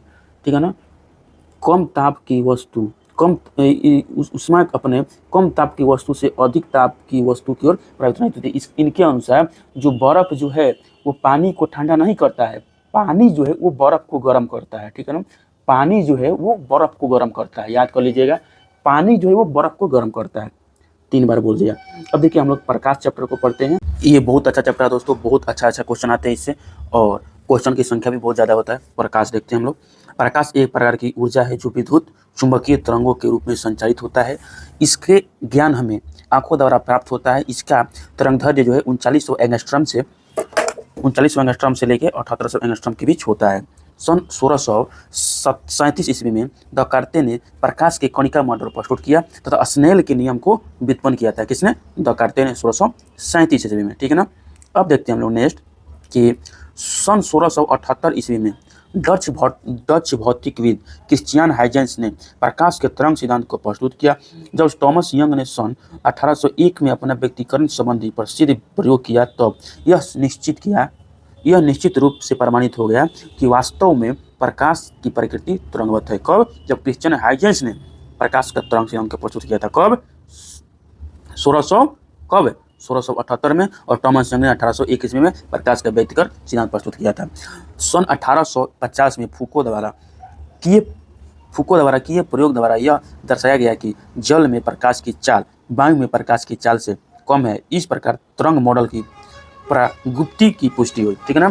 तो किसने ये किया कि जल में प्रकाश की चाल वायु में प्रकाश की चाल से कम होती है? तो फूको ने कब? 1850 ईस्वी में। आगे देखेंगे कि प्रकाश तरंगें निर्वात में कैसे संचरित हो सकती है। इसके व्याख्या जेम्स क्लार्क मैक्सवेल, जो स्कॉटलैंड के निवासी थे, द्वारा प्रकाश संबंधी प्रसिद्ध वैद्युत चुंबकीय सिद्धांत प्रस्तुत करने पर हो पाई। मैक्सवेल के अनुसार प्रकाश तरंगें परिवर्तनशील विद्युत तथा चुंबकीय क्षेत्रों से संबंध है। परिवर्तनशील विद्युत क्षेत्र समय तथा दिक् स्थान में परिवर्तनशील चुंबकीय क्षेत्र उत्पन्न करता है तथा परिवर्तनशील चुंबकीय क्षेत्र समय तथा दिक् स्थान में परिवर्तनशील विद्युत क्षेत्र उत्पन्न करता है। परिवर्तनशील विद्युत तथा चुंबकीय क्षेत्र निर्वात में भी वैद्युत चुंबकीय तरंगों का संचरण करते हैं। ठीक है ना। आगे देखिए कि प्रकाश का विद्युत चुंबकीय तरंग सिद्धांत प्रकाश के केवल कुछ गुणों की व्याख्या कर पाता है, जैसे प्रकाश का परावर्तन, प्रकाश का अपवर्तन, प्रकाश का सीधी रेखा में गमन, प्रकाश का विवर्तन, प्रकाश का व्यतिकरण एवं प्रकाश का ध्रुवन। ये किसका गुण है दोस्तों? प्रकाश के तरंग सिद्धांत का गुण है। विद्युत चुंबकीय तरंग अनुप्रस्थ होती है, अतः प्रकाश भी अनुप्रस्थ तरंग है। प्रकाश का ध्रुवन सिद्ध करता है कि प्रकाश तरंगें जो है वो अनुप्रस्थ तरंगें हैं। कौन सा? तो प्रकाश का जो ध्रुवन गुण है यही सिद्ध करता है कि प्रकाश तरंगें अनुप्रस्थ तरंगें। अब देखिए नेक्स्ट देखते हैं दोस्तों। नेक्स्ट बोल रहा है कि प्रकाश के कुछ गुण ऐसे हैं जिनकी व्याख्या तरंग सिद्धांत नहीं कर पाता है, जैसे प्रकाश विद्युत प्रभाव, क्रॉम्पटन सिद्धांत। ये कौन सा गुण है? कणिका सिद्धांत है। प्रकाश विद्युत प्रभाव एवं क्रॉम्पटन सिद्धांत की व्याख्या आइंस्टीन द्वारा प्रतिपादित प्रकाश के फोटोन सिद्धांत द्वारा की जाती है। वास्तव में यह दोनों प्रभाव प्रकाश की कण प्रकृति को प्रकट करते हैं। प्रकाश का फोटोन सिद्धांत, इसके अनुसार प्रकाश ऊर्जा के छोटे छोटे बंडलों या पैकेटों के रूप में चलता है, जिन्हें फोटोन कहते हैं। आगे देखिए प्रकाश तरंगों को कुछ आज ये देखिए आज जो है प्रकाश को कुछ घटनाओं में तरंग और कुछ में कण माना जाता है। इसी को प्रकाश की दोहरे प्रकृति कहते हैं, यानी विद्युत चुंबकीय विकिरण द्वैत व्यवहार करता है। ठीक है ना। आगे देखिए प्रकाश विद्युत प्रभाव के बारे में देखते हैं हम लोग कि जब कोई पदार्थ धातु एवं अधातु, ठोस, द्रव एवं गैस से, इसमें सब आते हैं, किसी विद्युत चुंबकीय विकिरण जैसे एक्सरे, दृश्य प्रकाश आदि से ऊर्जा शोषित करने के बाद इलेक्ट्रॉन उत्सर्जित करता है तो इसे प्रकाश विद्युत प्रभाव कहते हैं। इस क्रिया में जो इलेक्ट्रॉन निकलते हैं उन्हें प्रकाश इलेक्ट्रॉन कहते हैं। ये दोस्तों इस बात से ये ज्ञान होता है हम लोग को कि प्रकाश विद्युत प्रभाव कौन कौन कर सकता है? धातु भी कर सकता है, ठोस भी कर सकता है, द्रव भी कर सकता है, गैस भी कर सकता है। और इसमें भाग कौन लेता है? एक्सरे और दृश्य प्रकाश। इसे प्रकाश इलेक्ट्रॉन कहते हैं। सन 1887 ईस्वी में सन एच हॉर्टज ने यह प्रयोग किया। सबसे पहले किसने किया था प्रयोग? तो हॉर्टज ने किया था। 1905 ईस्वी में आइंस्टीन ने प्रकाश विद्युत प्रभाव की व्याख्या की। तो आपको बता दूं दोस्तों कि प्रकाश विद्युत प्रभाव की खोज किसने की? तो हॉर्टज ने, लेकिन उसकी व्याख्या किसने की था? आइंस्टीन ने। कब? 1905 में। और ये 1887 ईस्वी में ही हॉर्टज ने इसकी खोज कर दी थी। ठीक है ना। आगे देखिए अल्बर्ट आइंस्टीन को 1921 ईस्वी में प्रकाश विद्युत प्रभाव की व्याख्या किया था, इसीलिए इनको भौतिकी के नोबेल पुरस्कार मिला था। कब ये व्याख्या किए थे? तो 1905 ईस्वी में। 1905 ईस्वी में इनको नोबेल पुरस्कार मिला, 1921 ईस्वी में व्याख्या करने के लिए। आगे देखिए निर्वात में प्रकाश के वेग की गणना सर्वप्रथम किसने किया था? तो रोमर ने। कब? 1676 ईस्वी में। वायु व निर्वात में प्रकाश की चाल सबसे अधिक 3×10⁸ मीटर पर सेकंड होती है। ठीक है ना। आगे देखिए प्रकाश की चाल माध्यम के अपवर्तनांक पर निर्भर करता है। जिस माध्यम का अपवर्तनांक जितना अधिक होता है उसमें प्रकाश की चाल उतना ही कम होती है। ठीक है ना, उतना ही कम होती है। म्यू बराबर देखिए ये अपवर्तनांक है, म्यू बराबर प्रकाश की चाल बटा किसी माध्यम में प्रकाश की चाल होता है। ठीक है ना। देखिए हवा में प्रकाश की चाल दाब, ताप एवं घनत्व से स्वतंत्र होती है। मतलब ताप दाब एवं ताप घनत्व का कोई भी इफेक्ट नहीं पड़ता है, ठीक है ना, प्रकाश की चाल पर। आगे देखिए कि प्रकाश को सूर्य से पृथ्वी तक आने में औसतन 8 मिनट 16.6 सेकेंड का समय लगता है, ठीक है ना। नेक्स्ट देखते हैं कि चंद्रमा से परावर्तित प्रकाश को पृथ्वी तक आने में 1.28 सेकंड का समय लगता है। प्रकाश के प्रति व्यवहार के आधार पर वस्तुओं के निम्न भागों में बांटा जा सकता है। प्रदीप्ति वस्तु, वे वस्तुएं जो स्वयं के प्रकाश से प्रकाशित होती है, जैसे सूर्य, विद्युत बल्ब, ठीक है ना। आगे देखिए कि अप्रदीप्त वस्तुएं, वे वस्तुएं जिनका अपने स्वयं का प्रकाश नहीं होता है लेकिन उन पर प्रकाश डालने पर वे दिखाई देने लगती है, वे कौन सी है, अदीप्तीय, जैसे मेज, कुर्सी। पारदर्शी वस्तु, वे वस्तुएं जिनमें से होकर प्रकाश की किरणें निकल जाती है, जैसे कांच, जल, ये सब क्या है, ये सब पारदर्शी वस्तुएं हैं, ठीक है ना। अब देखेंगे कि अर्धपरागम्य वस्तुएं कौन सा है। कुछ वस्तुएं ऐसी होती है जिन पर प्रकाश की किरणें पड़ने से उनका कुछ भाग तो अवशोषित हो जाता है तथा कुछ भाग बाहर निकल जाता है। ऐसी वस्तुओं को अपारदर्शी वस्तु कहते हैं, जैसे तेल लगा हुआ कागज, ठीक है ना। हम लोग देखते हैं कि विभिन्न माध्यम में प्रकाश की चाल, तो देखिए यहाँ पर दिया हुआ है, निर्वात में प्रकाश की चाल कितना होता है, 3 × 10⁸, कांच में 2 × 10⁸, तारपीन के तेल में 2 गुना नहीं 2.0204, 2 निर्वात में तो 3 हो गया, कांच में तो 2 हो गया, तारपीन के तेल में 2.04, ठीक है ना, × 10⁸। जल में कितना हो जाएगा, 2.25 × 10⁸। रॉक साल्ट में हो जाएगा 1.96 × 10⁸, और नायलॉन में भी 1.96 × 10⁸। ये आपको याद होना चाहिए, ये दोस्तों आ जाता है एग्जाम में या मॉक में भी आ जाता है कभी कभी, ठीक है ना। नेक्स्ट देखते हैं हम लोग दोस्तों कि अपारदर्शक वस्तुएं कौन सी होती है। अपारदर्शक वस्तुएं वे वस्तुएं हैं जिनमें होकर प्रकाश की किरणें बाहर नहीं निकल पाती है, ठीक है ना, वह अपारदर्शक वस्तु होती है। प्रकाश का विवर्तन, प्रकाश को बहुत छोटे अवरोध की किनारों पर थोड़ा मोड़कर उसकी छाया में प्रवेश करने की घटना को विवर्तन कहते हैं। इस घटना की खोज फ्रॉनहोफर ने की थी, ठीक है ना। प्रकाश के विवर्तन की किसने की थी, फ्रॉनहोफर ने की थी। प्रकाश का विवर्तन अवरोध के आकार पर निर्भर करता है, ठीक है ना। आगे देखिए, प्रकाश का विवर्तन के लिए 10⁻⁷ मीटर का अवरोध होना चाहिए। प्रकाश के विवर्तन के लिए समझ जाइए 10⁻⁷ मीटर का अवरोध होना चाहिए, जो सामान्य जीवन में संभव ही नहीं है। इसी कारण हम विवर्तन की घटना को देख नहीं पाते हैं, ठीक है ना। परंतु सूक्ष्मदर्शी में तारों के प्रतिबिंब तीक्ष्ण बिंदुओं की तरह बनकर स्पष्ट धब्बों की तरह बनता है, जिसका कारण विवर्तन ही है। विवर्तन का कारण क्या है, विवर्तन के कारण क्या देगा, तारों का प्रतिबिंब तीक्ष्ण बिंदुओं की तरह न बनकर अस्पष्ट धब्बों की तरह बनता है। ये विवर्तन का ही कारण है। प्रकाश का प्रकीर्णन देखते हैं। जब प्रकाश किसी ऐसे माध्यम से गुजरता है जिसमें धूल तथा कण अन्य पदार्थों के अत्यंत सूक्ष्म कण होते हैं, तो उनके द्वारा प्रकाश सभी दिशाओं में प्रकाशित हो जाता है। इस घटना को प्रकाश का प्रकीर्णन कहते हैं। रैले के अनुसार प्रकाश के जिस रंग का तरंगदैर्घ्य अधिक होता है उसका प्रकीर्णन जो है वो कम होता है, ठीक है ना। इसके अनुसार, तो रैले के अनुसार प्रकीर्णन के फॉर्मूला देखिए क्या होता है, प्रकीर्णन समानुपाती 1/λ के पावर 4। अतः बैगनी रंग के प्रकाश का प्रकीर्णन सबसे अधिक और लाल रंग के प्रकाश का प्रकीर्णन सबसे कम होता है, क्योंकि बैगनी रंग का तरंगदैर्घ्य सबसे कम और लाल रंग का तरंगदैर्घ्य सबसे अधिक होता है। आगे देखिए कि आकाश का रंग नीला सूर्योदय या सूर्यास्त के समय, सूर्य का रंग लाल समुद्र का जल। आगे देखिए, ये अच्छा से पढ़ते हैं। प्रकाश का रंग नीला सूर्योदय या सूर्यास्त के समय, सूर्य का रंग लाल, समुद्र का जल नीला, चंद्रमा पर से अंतरिक्ष को देखने पर काला दिखाई देना एवं टिंडल प्रभाव प्रकाश के प्रकीर्णन का ही कारण है, ठीक है ना। इसको आप लोग अच्छे से देखिएगा, ये एक एक टॉपिक में आ जाता है, ठीक है ना। प्रकाश के प्रकीर्णन पर उत्कृष्ट कार्य के लिए सर सीवी रमन को वर्ष 1930 ईस्वी में नोबेल पुरस्कार दिया गया। उनका आविष्कार उनके नाम पर भी रमन प्रभाव के नाम से जाना जाता है। इसकी खोज के लिए 28 फरवरी 1928 को हुआ था, की गई थी। इसकी खोज जो है 28 फरवरी 1928 को की गई थी। रमन प्रभाव क्या है, रमन प्रभाव फोटोन कणों के लचीले वितरण के बारे में है। इसके अनुसार प्रकाश को प्रकृति और स्वभाव में तब परिवर्तन होता है जब वह किसी पारदर्शी माध्यम, ठोस, द्रव और गैस कोई भी से निकलता है। यह घटना तब घटती है जब माध्यम के अणु प्रकाश ऊर्जा के कणों को फैला देती है, यानी रमन प्रभाव में ठोस पदार्थों, तरल पदार्थों या गैस के अणुओं द्वारा प्रकाश का प्रकीर्णन शामिल है। रमन प्रभाव में आपतित प्रकाश की तरंगदैर्घ्य के निकट अतिरिक्त वर्णक्रमीय रेखाओं का प्रकट होना शामिल है। प्रकीर्णित प्रकाश में रमन रेखाएं मूल तरंगदैर्घ्य वाली प्रकाश से कमजोर होती है, यानी जब कोई एक वर्णी प्रकाश द्रवों और ठोसों से होकर गुजरता है तो उसमें आपतित प्रकाश के साथ अत्यल्प तीव्रता के कुछ अन्य वर्णों का प्रकाश देखने को आता है, ठीक है ना। ये है रमन प्रभाव। विज्ञान के क्षेत्र में अमूल्य योगदान के लिए सीवी रमन को 1954 ईस्वी में भारत रत्न दिया गया। 28 फरवरी 1928 को सर सीवी रमन ने रमन प्रभाव की खोज की। तभी से 28 फरवरी को भारत में विज्ञान दिवस मनाया जाता है।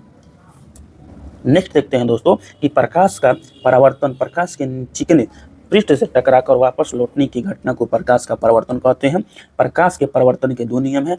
आपतित किरण आपतन बिंदु पर अभिलंब व परावर्तित किरण एक ही तल में होते हैं। आपतन कोण परावर्तन कोण के बराबर होता है। प्रकाशीय गेज परावर्तन के सिद्धांत पर कार्य करता है। जो प्रकाशीय गेज होता है वो प्रकाशीय गेज परावर्तन से काम करता है। ये दोनों आप लोगों को याद होना चाहिए, इसको याद कर लीजिएगा। चांदी प्रकाश का सबसे अच्छा परावर्तक है, इसलिए दर्पणों पर चांदी जो सिल्वर नाइट्रेट की कलाई की जाती है। जो हमारे दर्पण होते हैं वो देखते हैं कि जो पीछे साइड रहता है वो किसका लेप होता है, तो सिल्वर नाइट्रेट AgNO3 का। लूसेंट बहुत बढ़िया बुक है दोस्तों, इसको आप लोग जितना बार पढ़ते हैं उसको कम ही है। इसको 100 बार भी पढ़ने से सब बुक इसमें खत्म नहीं हो पाएगा अच्छे से सारे कंसेप्ट। आगे देखिए समतल दर्पण से परावर्तन। समतल दर्पण में किसी वस्तु का प्रतिबिंब दर्पण के पीछे उतनी ही दूरी पर बनती है जितनी दूरी पर वस्तु दर्पण के सामने रखी होती है। यह प्रतिबिंब काल्पनिक वस्तु के बराबर एवं पार्श्व से उल्टा होता है, ठीक है। यदि कोई व्यक्ति, ये बहुत इंपॉर्टेंट है, यदि कोई व्यक्ति भी चाल से दर्पण की ओर चलता है तो उसे दर्पण में अपना प्रतिबिंब 2 चाल से अपनी ओर आता हुआ प्रतीत होता है। आगे देखते हैं, यदि आपतित किरण को नियत रखते हुए दर्पण को θ डिग्री कोण से घुमा दिया जाए तो परावर्तित किरण 2 θ डिग्री से घूम जाती है। नेक्स्ट देखते हैं दोस्तों कि समतल दर्पण में वस्तु का पूर्ण प्रतिबिंब देखने के लिए दर्पण की लंबाई वस्तु की लंबाई की कम से कम आधी होनी चाहिए। आपको फुल चेहरा देखना है, बॉडी अपना पूरा देखना है, तो उसके लिए जो दर्पण है उसका हाइट कम से कम आपका आधा होना चाहिए, ठीक है ना। नेक्स्ट देखते हैं दोस्तों कि यदि दो समतल दर्पण θ डिग्री कोण पर झुके हैं, ठीक है ना, तो उनके बीच रखी वस्तु के प्रतिबिंब की संख्या की गणना निम्न प्रकार से की जाती है। देखिए किस तरह की जाती है। तो यदि 360/θ एक सम संख्या है तो प्रतिबिंबों की संख्या वस्तु की सभी स्थितियों के लिए n बराबर 360/θ - 1 होगी। जैसे 90 डिग्री पर झुकी है तो समतल दर्पणों के बीच 360/90 - 1 4 - 1 3 डिग्री का कोण, 3 प्रतिबिंब बनेगा, ठीक है ना। यदि 90 डिग्री कोण बनता है तो दो दर्पणों के बीच यदि 360/θ एक विषम संख्या है तो प्रतिबिंबों की संख्या n बराबर 360/θ हो जाएगा, ठीक है ना। इसमें कोई घटाव नहीं होगा। यदि वस्तु दोनों दर्पणों के बीच के कोण के समद्विभाजक पर नहीं होगा तो यहाँ पर समद्विभाजक पर नहीं होगा तब, जैसे 40 डिग्री कोण पर झुके हुए दो समतल दर्पणों के बीच का कोण बीच का प्रतिबिंब कितना बनेगा, तो 9 प्रतिबिंब बनेगा, ठीक है ना। यदि समद्विभाजक से गुजरेगा तो 1 घटा दिया जाएगा। देखिए आगे देखते हैं हम लोग कि 360 डिग्री बाई θ एक विषम संख्या हो वह वस्तु दोनों दर्पणों के बीच के कोण के समद्विभाजक पर रखी हो तो प्रतिबिंब की संख्या 360/θ - 1 हो जाएगा। जैसे 40 डिग्री कोण पर झुके दो सम दर्पणों के बीच 20 डिग्री पर कोई वस्तु रखी जाती है तो प्रतिबिंबों की संख्या 360/40 - 1 मतलब 8 हो जाएगी, ठीक है ना। आगे देखिए कि यदि 360/θ एक भिन्न संख्या हो तो प्रतिबिंबों की संख्या उसके पूर्णांक के बराबर होगा, ठीक है ना। वो जो फ्रैक्शन है उसको नहीं लेंगे। देखते हैं दोस्तों आगे कि पेरिस्कोप में दो समतल दर्पण का प्रयोग किया जाता है जो 45 डिग्री के कोण पर लगे होते हैं, ठीक है ना, जो 45 डिग्री कोण पर होते हैं। गोलीय दर्पण से परावर्तन। गोलीय दर्पण 2 प्रकार के होते हैं, अवतल दर्पण एवं उत्तल दर्पण। अवतल दर्पण का उपयोग बड़ी फोकस दूरी वाला अवतल दर्पण दाढ़ी बनाने में काम आता है और आँख, कान एवं नाक एवं दांत के डॉक्टरों के द्वारा उपयोग में लाया जाने वाला दर्पण है ये। गाड़ी के हेडलाइट एवं सर्च लाइट में भी इसका प्रयोग किया जाता है। सोलर कुकर में भी इसका प्रयोग किया जाता है। सौर प्लेट में, लेजर लाइट में और परावर्तक दूरबीन में इसका प्रयोग किया जाता है। किसका? अवतल दर्पण का, ठीक है ना। अवतल दर्पण में बने प्रतिबिंब की स्थिति एवं प्रकृति देखते हैं दोस्तों कि जब वस्तु को आप अनंत पर रखिएगा तो प्रतिबिंब फोकस पर बनेगा, वस्तु जो है बहुत छोटा बनेगा और इसका प्रकृति वास्तविक और उल्टा होगा। जो वक्रता केंद्र और अनंत पर रखिएगा तो फोकस एवं वक्रता केंद्र के बीच बनेगा और वस्तु छोटा बनेगा और प्रतिबिंब जो है वास्तविक और उल्टा बनेगा। वक्रता केंद्र पर रखिएगा तो वक्रता केंद्र पर ही बनेगा और समान आकार का वास्तविक और उल्टा, ठीक है ना। देखिए वक्रता केंद्र पर रखिएगा तो सेम, वक्रता केंद्र और अनंत के बीच रखिएगा तो अनंत पर रखिएगा उसका मतलब फोकस। देखिए अनंत पर रखिएगा उसका मतलब फोकस, इसमें अनंत है ना तो अनंत में फोकस आएगा। वक्रता केंद्र कहीं पर भी देखिए वक्रता केंद्र आएगा। देखिए वक्रता केंद्र फोकस तो अनंत, ठीक है ना, फोकस तो अनंत। जहाँ अनंत आएगा तो अनंत तो फोकस, फोकस तो अनंत, वक्रता केंद्र का वक्रता केंद्र। देख ले, समझा देते हैं आपको। अनंत है तो फोकस, यहाँ पर देखिए फोकस है तो अनंत, ठीक है। जब वक्रता केंद्र तो वक्रता केंद्र, जब अनंत है तो फोकस, वक्रता केंद्र तो वक्रता केंद्र। इस तरह आप लोग को ये याद करना है। और ये छोटा बड़ा भी समझा देंगे आप लोग को। देखिए, अनंत पर है तो फोकस पर, वक्रता केंद्र पर है तो वक्रता केंद्र पर। फोकस पर है तो आपका अनंत पर होगा, वक्रता केंद्र पर है तो अनंत पर होगा। माने कि वक्रता केंद्र और फोकस के बीच में है तो इसमें वक्रता केंद्र और अनंत के बीच में हो जाएगा, ठीक है ना। यदि वक्रता केंद्र और अनंत के बीच में है तो कहाँ हो जाएगा, फोकस और वक्रता केंद्र के बीच में होगा। ये देखिए, अनंत पर बहुत छोटा, वास्तविक उल्टा, वक्रता केंद्र और अनंत के बीच तो छोटा, वास्तविक और उल्टा। वक्रता केंद्र पर आएगा तो वक्रता केंद्र पर ही वस्तु प्रतिबिंब बनेगा और समान आकार का बनेगा, और वास्तविक और उल्टा बनेगा, ठीक है। अब देखिए, बताते हैं आपको कि फोकस तथा वक्रता केंद्र बनेगा तो वक्रता केंद्र फोकस बनेगा, बड़ा बनेगा। देखिए, जहाँ आप वक्रता केंद्र के और पास में आए, वक्रता केंद्र से दूर जाएंगे, अनंत की ओर जाएंगे तो वस्तु का आकार छोटा हो जाएगा। जो वक्रता केंद्र से आप दर्पण की ओर आएंगे, दर्पण की ओर आएंगे तो वस्तु का आकार और बड़ा होता जाएगा। देखिए, वक्रता केंद्र पर आ गए तो समान आकार का हो गया। जब वक्रता केंद्र और दर्पण फोकस दूरी के बीच में आ गए तो बड़ा हो गया। जब फोकस पर आ गए, वक्रता केंद्र जानते हैं ना कि आर जो होता है वो 2f के बराबर होता है, तो f जो है छोटा नहीं हुआ आर से। तो देखिए, तो f आर के अंदर आ गए, मतलब वक्रता केंद्र के अंदर आ गए। वक्रता केंद्र के यदि अंदर आ गए तो फोकस जो है वक्रता केंद्र के अंदर है तो बहुत बड़ा हो जाएगा, वास्तविक और उल्टा। ये भी बताएंगे आपको किस तरह होगा। और यदि आप फोकस के अंदर आ गए, यदि फोकस के अंदर आ जाते हैं तो आपका ये भी सीधा हो जाएगा। यदि फोकस के अंदर आ जाते हैं, ये दर्पण हो गया, फोकस देखिए यहाँ पर हो जाएगा, ये आर हो जाएगा, मतलब यहाँ पर वक्रता केंद्र भी बोल सकते हैं इसको। तो यहाँ इसके अंदर आइएगा तो ये वास्तविक और सीधा हो जाएगा, ठीक है ना। वास्तविक और सीधा यानी कि आभासी, वास्तविक नहीं, काल्पनिक और सीधा, काल्पनिक और सीधा या आभासी या सीधा। ध्रुव और फोकस को बीच में रखिएगा तो दर्पण के पीछे बनेगा और ये बड़ा हो जाएगा। कुछ कंफ्यूजन है दोस्तों, ये आपको फंसा कर पढ़िएगा तो सब याद हो जाएगा। हमको सब याद है भाई। आगे देखिए, उत्तल दर्पण से बने प्रतिबिंब, उत्तल दर्पण से बने प्रतिबिंब, उत्तल दर्पण में प्रत्येक दशा में प्रतिबिंब दर्पण के पीछे उसके ध्रुव और फोकस के बीच में वस्तु से छोटा, सीधा एवं आभासी। देखिए, इसमें भी वही हाल है। प्रतिबिंब ध्रुव और फोकस के बीच में बनाया, जहाँ ध्रुव और फोकस के बीच में वस्तु का प्रतिबिंब बना तो हमेशा आभासी और सीधा बनेगा, ठीक है ना, हमेशा आभासी और सीधा बनेगा। लेकिन ये छोटा बड़ा का मतलब है, उत्तल दर्पण में हमेशा प्रतिबिंब छोटा ही बनता है, और जो ये दर्पण है कौन सा, जो अवतल दर्पण है उसमें हमेशा बड़ा बनता है, ठीक है ना। कहाँ, जब इसमें रखेगा ध्रुव और फोकस के बीच में रखिएगा तो कुछ भी कंफ्यूजन नहीं है भाई। आगे देखिए, उत्तल दर्पण का उपयोग, इसका उपयोग गाड़ी में चालक के पीछे के साइड को दृश्य देखने के लिए किया जाता है, और इसका प्रयोग सोडियम परावर्तक लैंप में भी किया जाता है, ठीक है ना। प्रकाश का अपवर्तन देखते हैं, रिफ्रैक्शन ऑफ लाइट। जब प्रकाश की किरणें एक पारदर्शी माध्यम से दूसरे पारदर्शी माध्यम में प्रवेश करती है तो दोनों माध्यमों को अलग करने वाले तल पर अभिलंबवत आपतित होने पर बिना मुड़े सीधे निकल जाती है, परंतु तिरछी आपतित होने पर वे अपनी मूल दिशा से विचलित हो जाती है, ठीक है ना, मूल दिशा से विचलित हो जाती है। इस घटना को ही प्रकाश का अपवर्तन कहते हैं। जब प्रकाश की कोई किरण विरल माध्यम से सघन माध्यम में प्रवेश करती है तो वह दोनों माध्यमों के पृष्ठ पर खींचे गए अभिलंब की ओर झुक जाती है, तथा जब किरण सघन माध्यम से विरल माध्यम में प्रवेश करती है तो ये दूर हट जाती है। तो सघन माध्यम से विरल माध्यम में, देखिए, सघन माध्यम से विरल माध्यम में जाए तो अपने आप क्या होगा, दूर हटेगा, स्पीड बढ़ जाएगा ना। यदि विरल माध्यम से सघन माध्यम आएगा तो सघन में आएगा तो उसका मोटा है, सघन मतलब घना है, तो क्या हो जाएगा, वो झुक जाएगा, उसका स्पीड कम हो जाएगा। लेकिन जो किरण विलंब के समानांतर प्रवेश करती है उसके पथ में कोई भी परिवर्तन नहीं होता है। अभिलंब के समानांतर प्रवेश करेगी तो कहाँ से परिवर्तन, कुछ भी नहीं।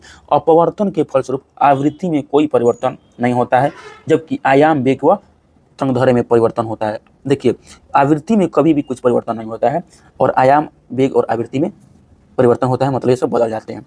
अपवर्तन के नियम क्या क्या है, आपतित किरण, अभिलंब तथा अपवर्तित किरण तीनों एक ही समतल में स्थित होते हैं। किन्हीं दो माध्यमों के लिए आपतन कोण की जया तथा अपवर्तन कोण की जया का अनुपात एक नियतांक होता है, ठीक है ना। ये sine i by sine r में होता है। नियतांक को पहले माध्यम के सापेक्ष दूसरे माध्यम का अपवर्तनांक कहते हैं। इस नियम को स्नेल का भी नियम कहा जाता है, ठीक है ना। आगे देखते हैं दोस्तों कि किसी माध्यम का अपवर्तनांक भिन्न भिन्न रंग के प्रकाश के लिए भिन्न भिन्न होता है। तरंगदैर्घ्य बढ़ने के साथ अपवर्तनांक का मान कम हो जाता है, और तो लाल रंग के अपवर्तनांक सबसे कम तथा बैंगनी रंग का अपवर्तनांक सबसे अधिक होता है। ताप बढ़ने पर भी सामान्यतः अपवर्तनांक घट जाता है। जब ताप बढ़ेगा तो अपवर्तनांक पर इफेक्ट क्या पड़ेगा, घटेगा, लेकिन यह परिवर्तन बहुत ही कम होता है, ठीक है ना। नेक्स्ट देखते हैं कि किसी माध्यम का निरपेक्ष अपवर्तनांक निर्वात में प्रकाश की चाल तथा उसी माध्यम में प्रकाश की चाल के अनुपात के बराबर होता है निरपेक्ष अपवर्तनांक। निरपेक्ष अपवर्तनांक म्यू बराबर क्या होता है?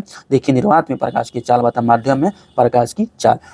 जिसका कोई प्रकाश है उसका जितना ही अपवर्तनांक ज्यादा रहेगा उसका चाल जो है उतना ही कम होगा। अब हम लोग देख लेते हैं कि विभिन्न माध्यमों में अपवर्तनांक, विभिन्न माध्यमों के अपवर्तनांक।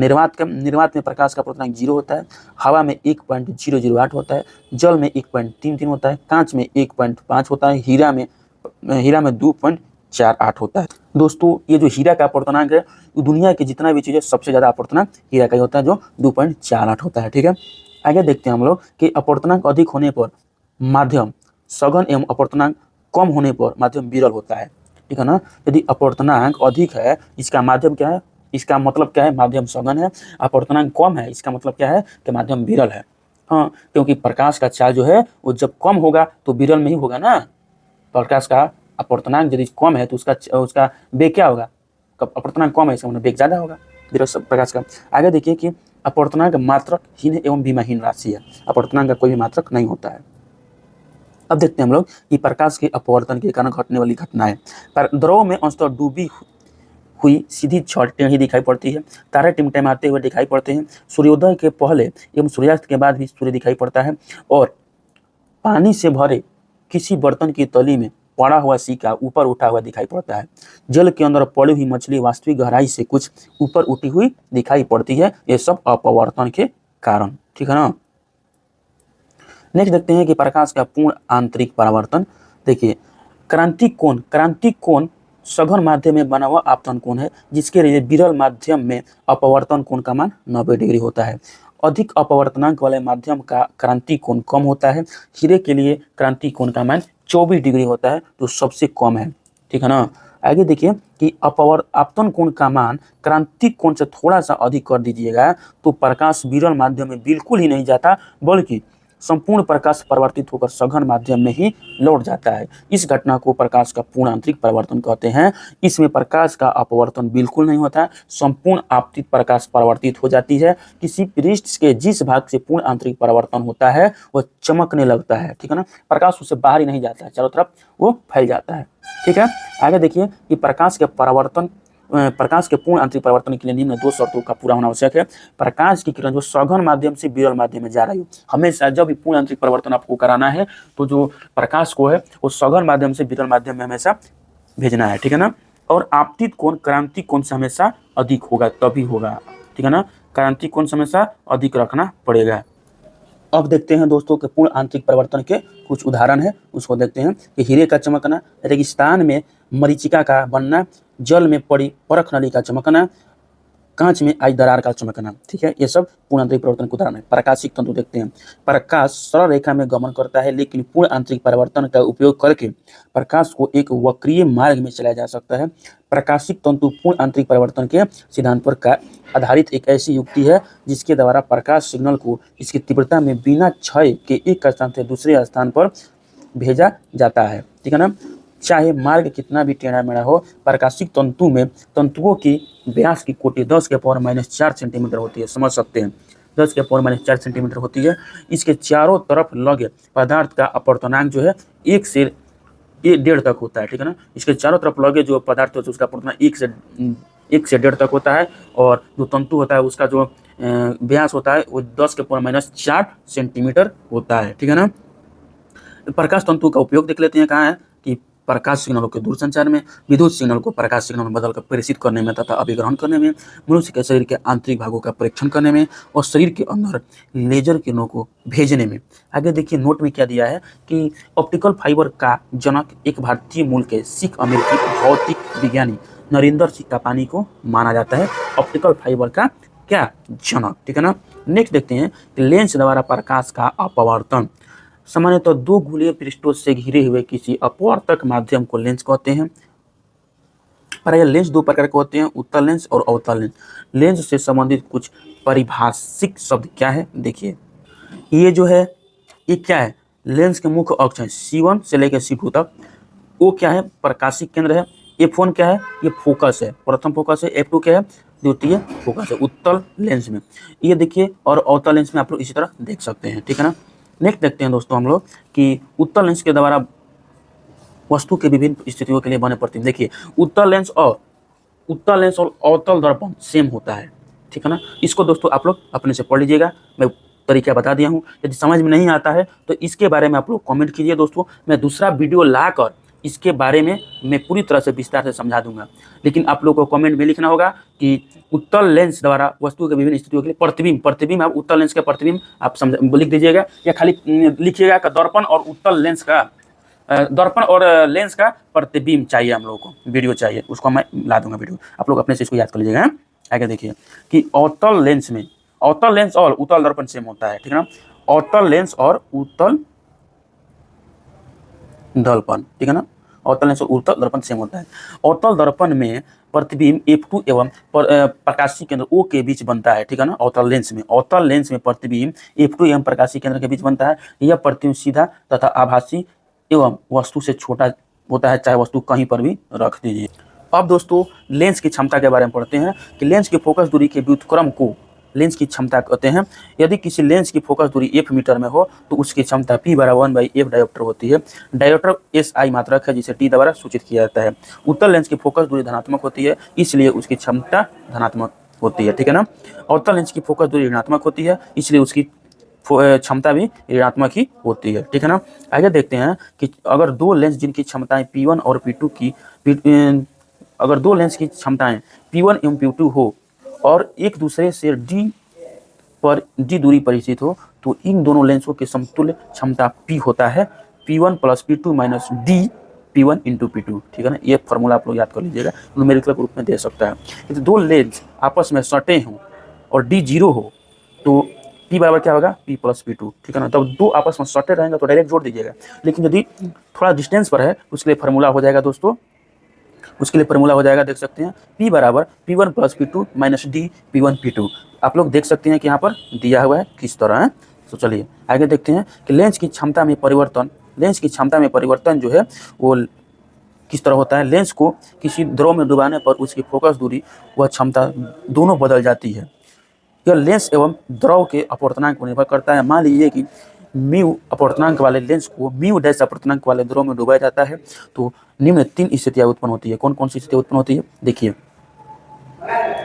कि म्यू यदि बड़ा है म्यू डैश से, अर्थात जब लेंस को ऐसे द्रव में डुबाया जाता है जिसका अपवर्तनांक लेंस के पदार्थ के अपवर्तनांक से कम होता है, ऐसी स्थिति में लेंस की क्षमता घट जाती है, अर्थात उसकी फोकस दूरी बढ़ जाती है। लेंस की प्रकृति पर कोई भी प्रभाव नहीं पड़ता है। उदाहरण के लिए कांच का अपवर्तनांक 1.5 और लेंस का अपवर्तनांक 1.33 डुबाइएगा तो क्या होगा कि प्रकृति पर कुछ इफेक्ट नहीं पड़ेगा, लेकिन फोकस दूरी उसकी बढ़ जाएगी, क्षमता घट जाएगी, ठीक है ना।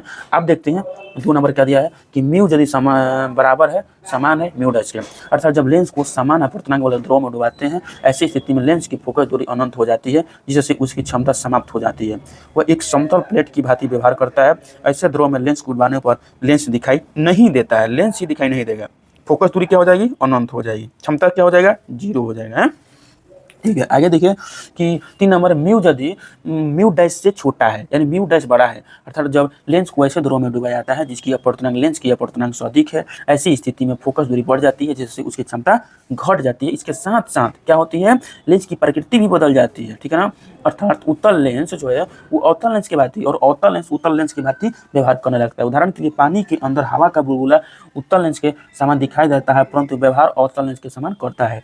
कांच जो है वो जिसका अपवर्तनांक 1.5 है कि लेंस को कार्बन डाइऑक्साइड जिसका अपवर्तनांक 1.68 में डुबाने पर उत्तल लेंस अवतल लेंस के समान तथा अवतल लेंस उत्तल लेंस के समान व्यवहार करता है। समझ लीजिए कहने का मतलब इसका क्या है कि यदि म्यू जो है वो म्यू डैश से छोटा होगा तो उसका प्रकृति भी चेंज हो जाएगी और उसकी क्षमता तो घटेगा ही घटेगा, ठीक है ना। अब देखते हैं हम लोग नेक्स्ट क्या दिया हुआ है। प्रकाश का वर्ण विक्षेपण दिया है। जब सूर्य का प्रकाश प्रिज्म से होकर गुजरता है तो वह अपवर्तन के बाद प्रिज्म के आधार की ओर झुकने के साथ साथ विभिन्न रंगों के प्रकाश में बंट जाता है, ठीक है ना। देखिए यहीं दिया हुआ है श्वेत रंग, ठीक है ना। भीग ब्योर जिसे VIGGYOR भीग ब्योर हम लोग पहले याद करते थे इसको, ठीक है ना। क्या दिया क्या, तरंग धैर्य बढ़ता है बाद बाकी आवृत्ति विचलन प्रकीर्णन अपवर्तन कम हो जाता है। देखिए इसमें क्या होता है, तरंग धैर्य खाली बढ़ता है, बाकी आवृत्ति विचलन प्रकीर्णन अपवर्तनांक कम होता है, सबसे इसमें कम होता है, तरंग दैर्घ्य खाली बढ़ता है। इसको दोस्तों आप लोग को याद करना होगा। ये आता है, ये भी आता है कि बीच में कौन है, देखिए इसमें ग्रीन जो है बीच में रहते हैं। आगे देखिए, इस प्रकार से प्राप्त रंगों के समूह को वर्णक्रम स्पेक्ट्रम कहते हैं तथा श्वेत प्रकाश को अपने अवयवी रंगों में विभक्त होने की घटना को वर्ण विक्षेपण कहते हैं। प्रकाश के वर्ण विक्षेपण की घटना के कारण कोची ने एक मूलानुपाती सूत्र म्यू बराबर A plus B by lambda square प्राप्त किया, जो कोची का समीकरण, कोची इक्वेशन कहलाता है। इस समीकरण से स्पष्ट है कि किसी माध्यम के पदार्थ का अपवर्तनांक आपतित प्रकाश की किरण के तरंगदैर्घ्य पर निर्भर करता है, अर्थात म्यू समानुपाती 1/λ² होता है। ठीक है ना। आगे देखते हैं हम लोग दोस्तों कि प्रकाश के विभिन्न रंगों के तरंगदैर्घ्य भिन्न भिन्न होती है। प्रकाश के लाल रंग के तरंगदैर्घ्य अधिकतम व बैंगनी रंग के तरंगदैर्घ्य न्यूनतम होती है, अर्थात λr ग्रेटर देन लैम्डा भी होती है। और प्रकाश के लाल रंग का अपवर्तनांक बैंगनी रंग के अपवर्तनांक से कम होता है, अर्थात mu r less than mu भी होता है। अतः सूर्य के प्रकाश से प्राप्त रंगों में बैंगनी रंग का विक्षेपण सबसे अधिक एवं लाल रंग का विक्षेपण सबसे कम होता है। ठीक है। आगे देखते हैं, न्यूटन ने 1666 ईस्वी में पाया कि विभिन्न रंग भिन्न भिन्न कोणों से विक्षेपित होते हैं। जो भिन्न भिन्न रंग है वो भिन्न भिन्न कोणों से विक्षेपित होते हैं 1666 ईस्वी में न्यूटन ने। और विक्षेपण किसी पारदर्शी पदार्थों में भिन्न भिन्न रंगों के प्रकाश के भिन्न भिन्न वेग होने के कारण होता है। अतः किसी पदार्थ का अपवर्तनांक भिन्न भिन्न रंगों के प्रकाश के लिए भिन्न भिन्न होता है। आगे देखते हैं कि पारदर्शी पदार्थ में जैसे जैसे प्रकाश के रंगों का अपवर्तनांक बढ़ता जाता है, वैसे वैसे उस पदार्थ में उसकी चाल कम होती जाती है। जैसे कांच में बैंगनी रंग के प्रकाश का वेग सबसे कम तथा अपवर्तनांक सबसे अधिक होता है, तथा लाल रंग का वेग सबसे अधिक एवं अपवर्तनांक सबसे कम होता है। ठीक है ना। इंद्रधनुष के बारे में देखते हैं दोस्तों। परावर्तन कौन कौन, इंद्रधनुष बनाने के लिए परावर्तन, पूर्ण आंतरिक परावर्तन तथा अपवर्तन द्वारा वर्ण विक्षेपण का सबसे अच्छा उदाहरण इंद्रधनुष है। इंद्रधनुष दो प्रकार का होता है, प्राथमिक इंद्रधनुष और द्वितीयक इंद्रधनुष। तो इंद्रधनुष क्या क्या किस पर निर्भर करता है, इसमें क्या क्या यूज होता है, तो देखिए परावर्तन, उसके बाद पूर्ण आंतरिक परावर्तन, उसके बाद अपवर्तन द्वारा वर्ण विक्षेपण। ठीक है ना। अब देखते हैं प्राथमिक इंद्रधनुष। जब वर्षा के बूंदों पर आपतित होने वाले सूर्य के किरणों का 2 बार अपवर्तन और 1 बार परावर्तन, तो प्राथमिक इंद्रधनुष का निर्माण होता है। प्राथमिक इंद्रधनुष में लाल रंग बाहर की ओर और बैंगनी रंग अंदर की ओर होता है। इसमें अंदर वाली बैंगनी किरण आंख पर 40.8 तथा बाहर वाली लाल किरण आंख पर 42.8 का कोण बनाती है। ठीक है ना। द्वितीयक इंद्रधनुष, जब वर्षा की बूंदों पर आपतित होने वाली सूर्य किरणों का 2 बार अपवर्तन और 2 बार देखिए इसमें 2 बार दोनों है, 2 बार अपवर्तन 2 बार परावर्तन होता है, तो द्वितीयक इंद्रधनुष का निर्माण होता है। इसमें बाहर की ओर बैंगनी रंग एवं अंदर की ओर लाल रंग होता है। ये ध्यान रखना है कि बाहर की ओर लाल रंग एवं अंदर की ओर लाल रंग। इसमें जो प्राथमिक इंद्रधनुष था उसमें उल्टा होता है। बाहर वाली बैंगनी किरण आंख पर 54.52 का कोण तथा अंदर वाली लाल किरण 50.8 का कोण बनाती है। द्वितीयक इंद्रधनुष प्राथमिक इंद्रधनुष की अपेक्षा कुछ धुंधला दिखाई पड़ता है। ठीक है। आगे देखते हैं हम लोग कि प्राथमिक इंद्रधनुष तथा पूरक रंग। लाल, हरा एवं नीले रंग को प्राथमिक रंग कहते हैं। पीला, मैजेंटा एवं पीकॉक नीला को द्वितीय रंग कहते हैं। ठीक है ना। ये दो प्राथमिक रंगों को मिलाने से प्राप्त होता है। पीला, मैजेंटा एवं पीकॉक नीला, याद कीजिएगा। पीकॉक, मैजेंटा और पीकॉक नीला को द्वितीयक रंग कहते हैं। जैसे लाल और नीला को मिलाइएगा तो ये मैजेंटा हो जाएगा, हरा एवं नीला को मिलाइएगा तो पीकॉक नीला हो जाएगा, एवं लाल एवं हरा को मिलाइएगा तो क्या हो जाएगा, पीला हो जाएगा। यहाँ पर और अच्छे से समझाया है आप लोगों को। ठीक है। आगे देखते हैं कि जब दो रंग परस्पर मिलने से श्वेत जब दो रंग परस्पर मिलने से श्वेत प्रकाश उत्पन्न करते हैं तो उन्हें पूरक रंग कहते हैं। पूरक रंग किसे कहते हैं, जब दो रंग आपस में मिलेगा तो श्वेत रंग का उत्पत्ति होगा तो उसको पूरक रंग कह देंगे। देखिए यहाँ पर पीकॉक नीला और लाल को आप जब मिलाइएगा तो सफ़ेद हरा हो जाएगा, और नहीं सफ़ेद हो जाएगा, हरा तो अलग है ना, ये अलग यहाँ से कर दीजिए। आपसे देखिए कि लाल और पीकॉक नीला को मिलाइएगा तो सफ़ेद हो जाएगा, और नीला और पीला को मिलाइएगा तो सफ़ेद हो जाएगा। उसके बाद हरा और मैजेंटा को मिलाइएगा तो सफ़ेद हो जाएगा, और लाल और हरा को मिलाइएगा उसके साथ नीला को मिला दीजिएगा तो सफ़ेद हो जाएगा। ये जो दो रंग आया है आपस में, ये क्या है, ये दोनों रंग आपस में पूरक हैं। और ये देखिए ये तीन रंग आपस में पूरक हैं। जब दो रंग आपस में मिलकर सफ़ेद बनाते हैं उसको पूरक रंग कहते हैं। रंगीन फोटोग्राफी की खोज जेम्स क्लार्क मैक्सवेल ने किए थे। ठीक है ना। आगे देखते हैं कि दैनिक जीवन में प्रयोग किए जाने वाली रंगों को मिलाने से इस प्रकार के रंग प्राप्त नहीं किए जा सकते हैं। क्यों प्राप्त नहीं किए जा सकते हैं, क्योंकि प्रयोग में लाए जाने वाले रंगों में बहुत सारी अशुद्धियाँ होती हैं। रंगीन टेलीविजन में प्राथमिक रंग लाल, हरा एवं नीला का उपयोग किया जाता है। आगे देखिए कि सूर्य के प्रकाश की लाल और हरे रंग के तरंगधरी के अलावा महासागरों में जल के अणुओं द्वारा सूर्य के प्रकाश की पीली रंग के तरंगधरी को अवशोषित कर लिया जाता है। पीला को अवशोषित करता है, लाल को और हरा को अवशोषित किया करता है। ठीक है, आगे देखिए कि वस्तुओं के रंग, वस्तु जिस रंग का दिखाई देता है वह वास्तव में उसी रंग को परिवर्तित करती है, शेष सभी रंगों को अवशोषित कर लेती है। जो वस्तु सभी रंगों को परिवर्तित कर देती है वह श्वेत दिखाई देती है, क्योंकि सभी रंगों का मिश्रण श्वेत का प्रभाव जो होता है वो सफ़ेद रंग होता है।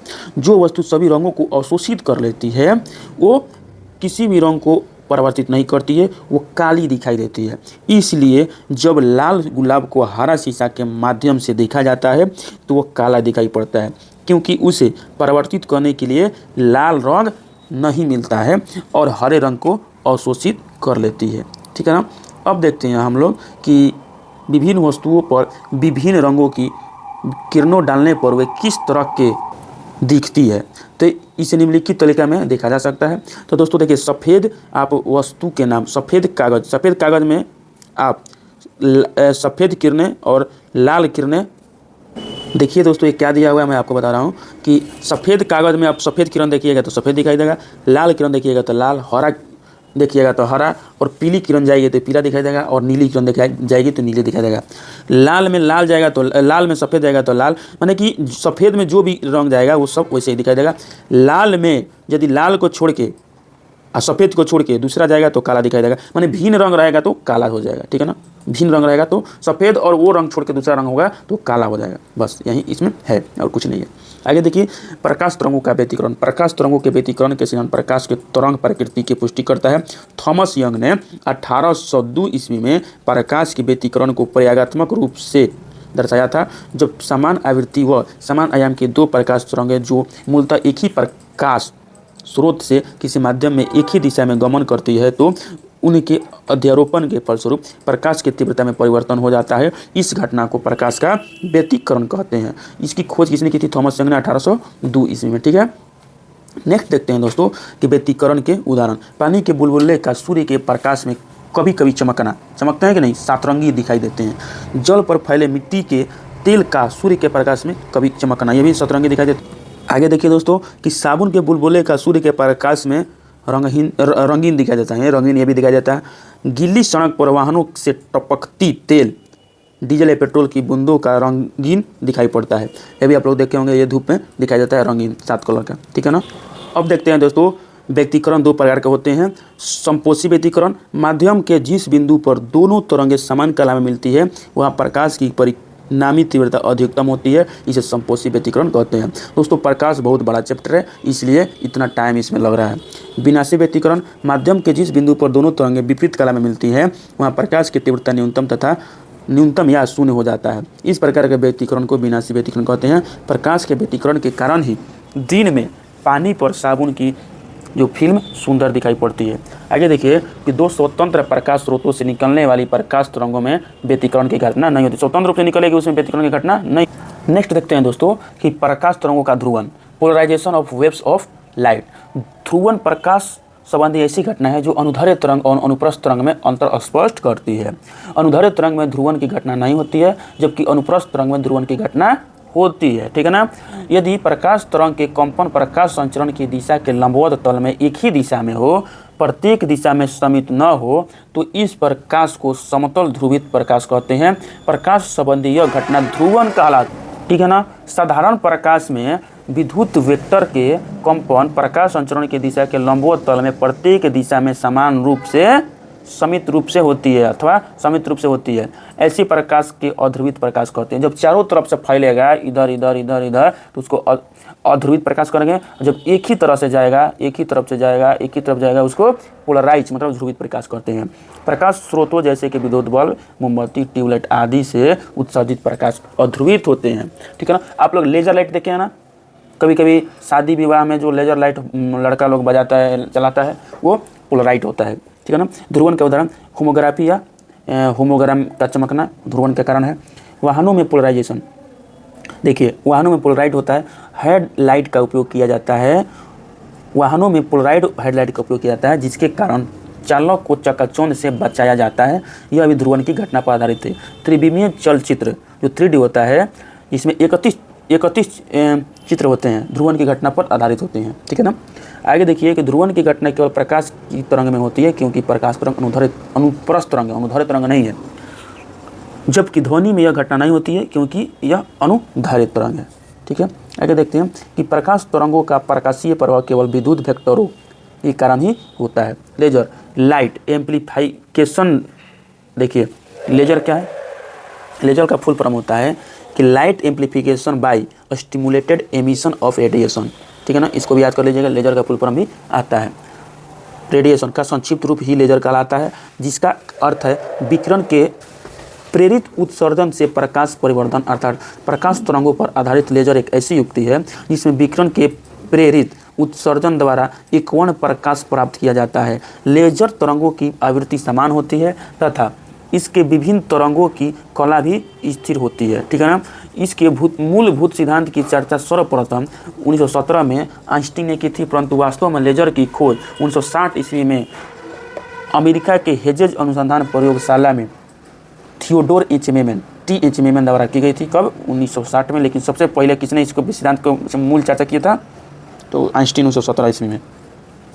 यह लेजर सक्रिय माध्यम के रूप में सिंथेटिक रूबी के उपयोग करता है और 694.3 nm की तरंगधैर्घ्य के साथ, नैनोमीटर है, तरंगधैर्घ्य के साथ प्रकाश की गहरी लाल किरण उत्सर्जित करता है। वर्तमान समय में विभिन्न प्रकाश के लेजर विभिन्न प्रकार के धात्विक पदार्थों से निर्मित होने लगे हैं, ठीक है ना। बहुत चीज़ से अभी निर्मित होने लगे हैं। मानव नेत्र, ठीक है ना। तो देखिए बाहर से एक कठोर व अपारदर्शी श्वेत झिल्ली से ढकी रहती है। आँख जो होता है वो बाहर से एक कठोर व अपारदर्शी श्वेत झिल्ली से ढकी रहती है, जिसे दृष्टपटल कहते हैं। दृष्टपटल के सामने वाला भाग कुछ उभरा हुआ रहता है, जिसे कोर्निया कहते हैं। नेत्रदान में कोर्निया ही दान दिया जाता है। अब देखते हैं कि कोर्निया का काम क्या है। आँख में प्रकाश कोर्निया से ही होकर प्रवेश करती है। कोर्निया के पीछे एक रंगीन पारदर्शी झिल्ली का पर्दा होता है, जिसे आइरिस कहते हैं। आँख के रंग का मतलब आइरिस के रंग से ही होता है, ठीक है ना। तो कोर्निया के पीछे होता है। आइरिस के बीच में एक छेद होता है, जिसे आँख की पुतली पुपिल कहते हैं या नेत्र तारा कहते हैं। आइरिस का कार्य आँख में जाने वाली प्रकाश को नियंत्रित करना है। ये दोस्तों बिहार दरोगा में क्वेश्चन आया हुआ है 1276 वाला में कि आइरिस का काम क्या है, तो आँख में जाने वाली प्रकाश को नियंत्रित करना है, ठीक है ना। आगे देखते हैं, पुतली के पीछे नेत्र लेंस होता है। पुतली के पीछे क्या होता है? नेत्र लेंस होता है, जो उत्तल लेंस होता है। यह लेंस कई परतों का बना होता है, जिसके अपवर्तनांक बाहर से अंदर की ओर बढ़ता जाता है। बाहर पतला रहता है, अंदर जाएगा तो मोटा होता जाएगा, बढ़ता जाता है।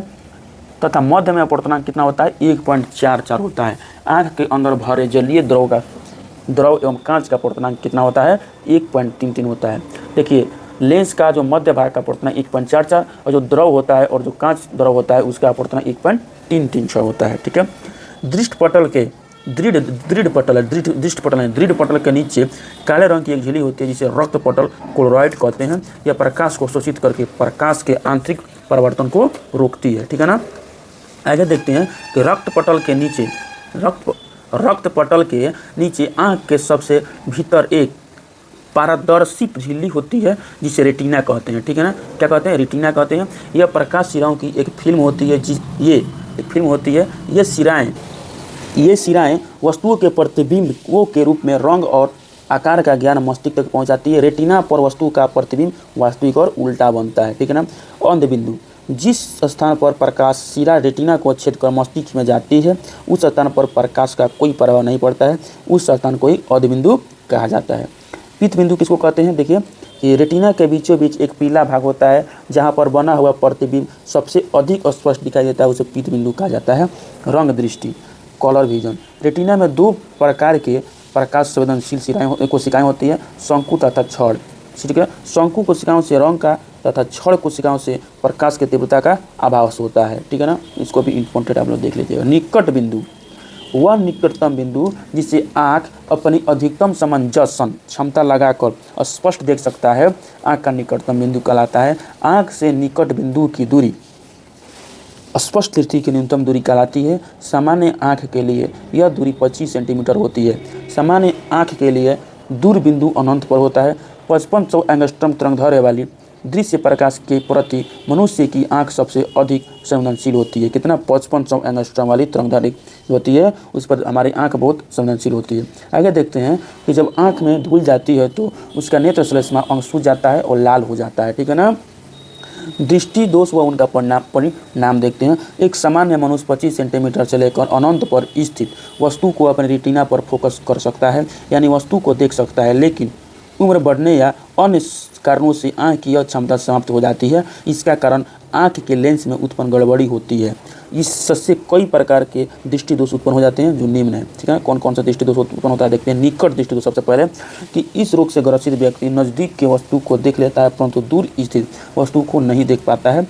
इसका कारण क्या है कि लेंस की गोलाई बढ़ जाती है, लेंस की फोकस दूरी घट जाती है, लेंस की क्षमता बढ़ जाती है। ठीक है ना। जब फोकस दूरी घटेगी तो अपने आप क्षमता बढ़ जाएगी। ठीक है ना। आगे देखिए, इस कारण वस्तु का प्रतिबिंब रेटिना पर न बनकर रेटिना की आगे बनता है।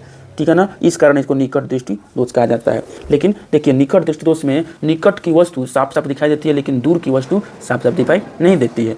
निकट दृष्टि दोष इसलिए बोला जाता है क्योंकि जो रेटिना है उसके बाहर में, माने बाहर, ये निकट में, बाहर में ये क्या होता है, प्रतिबिंब बनाता है। इसलिए रोग निवारण क्या है? निकट दृष्टि दोष के निवारण के लिए उपयुक्त फोकस दूरी के अवतल लेंस का उपयोग किया जाता है। ठीक है ना। अब देखते हैं हम लोग कि दूर दृष्टि दोष हाइपर मेट्रोपिया। देखिए, इस रोग से ग्रसित व्यक्ति को दूर की वस्तु दिखाई देती है लेकिन निकट की वस्तु साफ नहीं दिखाई देती है। कारण लेंस की गोलाई कम हो जाना, लेंस की फोकस दूरी का बढ़ जाना। जब लेंस की फोकस दूरी बढ़ेगा तो क्षमता अपने आप घट जाएगा।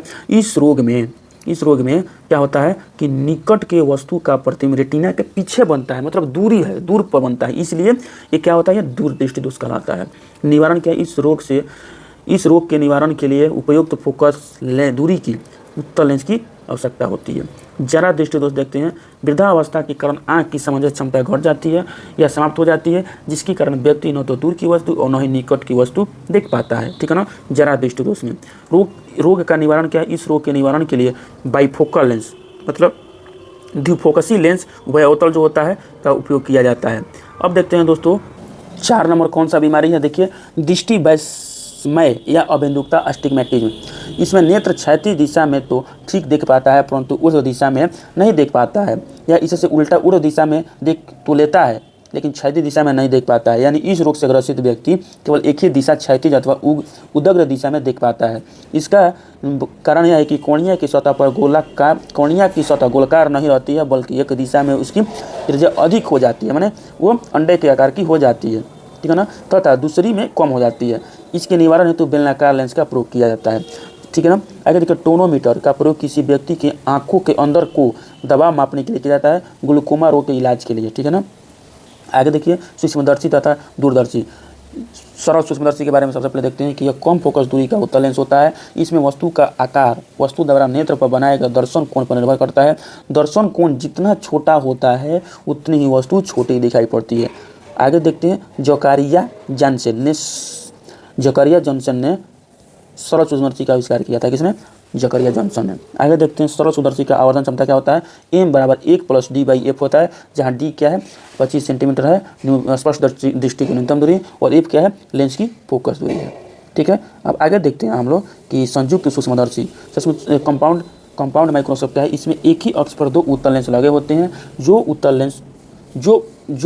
लेंस वस्तु की ओर होता है उसे अभिदृश्य लेंस, और जो आँख के समीप होता है उसे अभिनेत्र लेंस कहते हैं। अभिदृश्यक लेंस का द्वारक मुख्य व्यास अभिनेत्र लेंस की अपेक्षा छोटा होता है। ठीक है ना। नेत्रिका तथा अभिदृश्यक में जितनी ही कम फोकस दूरी के लेंसों का उपयोग होता है उसकी आवर्धन क्षमता उतनी ही अधिक होती है। ठीक है ना। जितनी कम फोकस दूरी का आप उत्तल लेंस का प्रयोग कीजिएगा उतना ही उसकी फोकस दूरी अधिक होगी, मतलब उसकी आवर्धन क्षमता अधिक होगी। ठीक है। आगे देखिए कि खगोलीय सूक्ष्मदर्शी किसको बोलते हैं? खगोलीय सूक्ष्मदर्शी नहीं, खगोलीय दूरदर्शी। इसका निर्माण केपलर द्वारा 1911 ईस्वी में किया गया था। इसमें 2 उत्तल लेंस होते हैं। अभिदृश्यक लेंस की फोकस दूरी नेत्रिका लेंस से अधिक होती है। इसमें प्रतिबिंब काल्पनिक, उल्टा एवं बड़ा बनता है। पार्थिव सूक्ष्मदर्शी कौन सा होता है? पार्थिव सूक्ष्मदर्शी नहीं, मुंह में देखिए मेरा सूक्ष्मदर्शी घुस गया है। सूक्ष्मदर्शी दूरदर्शी ना, पार्थिव दूरदर्शी। पार्थिव दूरदर्शी में 3 उत्तल लेंस होते हैं। इसमें प्रतिबिंब, काल्पनिक, सीधा और बड़ा बनता है, ठीक है ना। टेरेस्ट्रियल टेलीस्कोप में 3 सूक्ष्मदर्शी, 3 इसमें उत्तल लेंस होते हैं।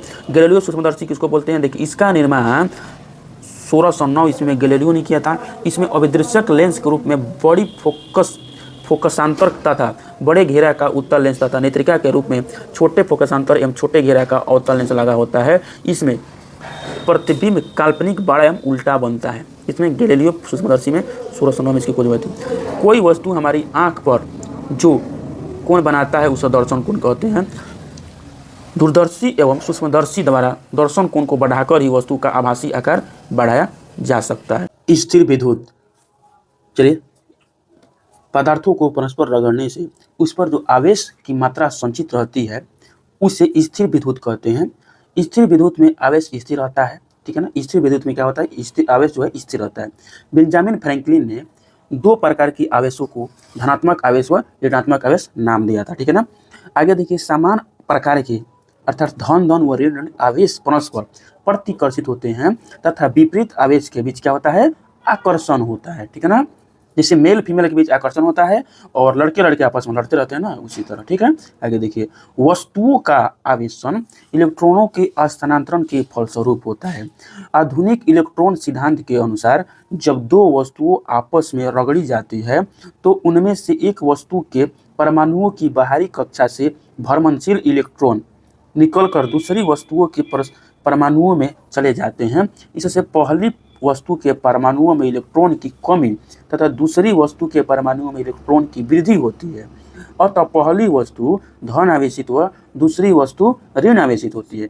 मतलब जो भी वस्तु जो है इलेक्ट्रॉन को त्याग करता है वो धन आवेशित, और जो ग्रहण करता है वो ऋण आवेशित हो जाता है, ठीक है ना। अब देखते हैं हम लोग कि नीचे कुछ सारणी में वस्तुएं इस तरह ढंग से सजाई गई है कि यदि किसी वस्तु को किसी दूसरी वस्तु से रगड़कर विद्युत उत्पन्न की जाए तो सारणी में जो ऊपर है उसमें धन आवेश तथा जो नीचे है उसमें ऋण आवेश उत्पन्न होता है, ठीक है ना।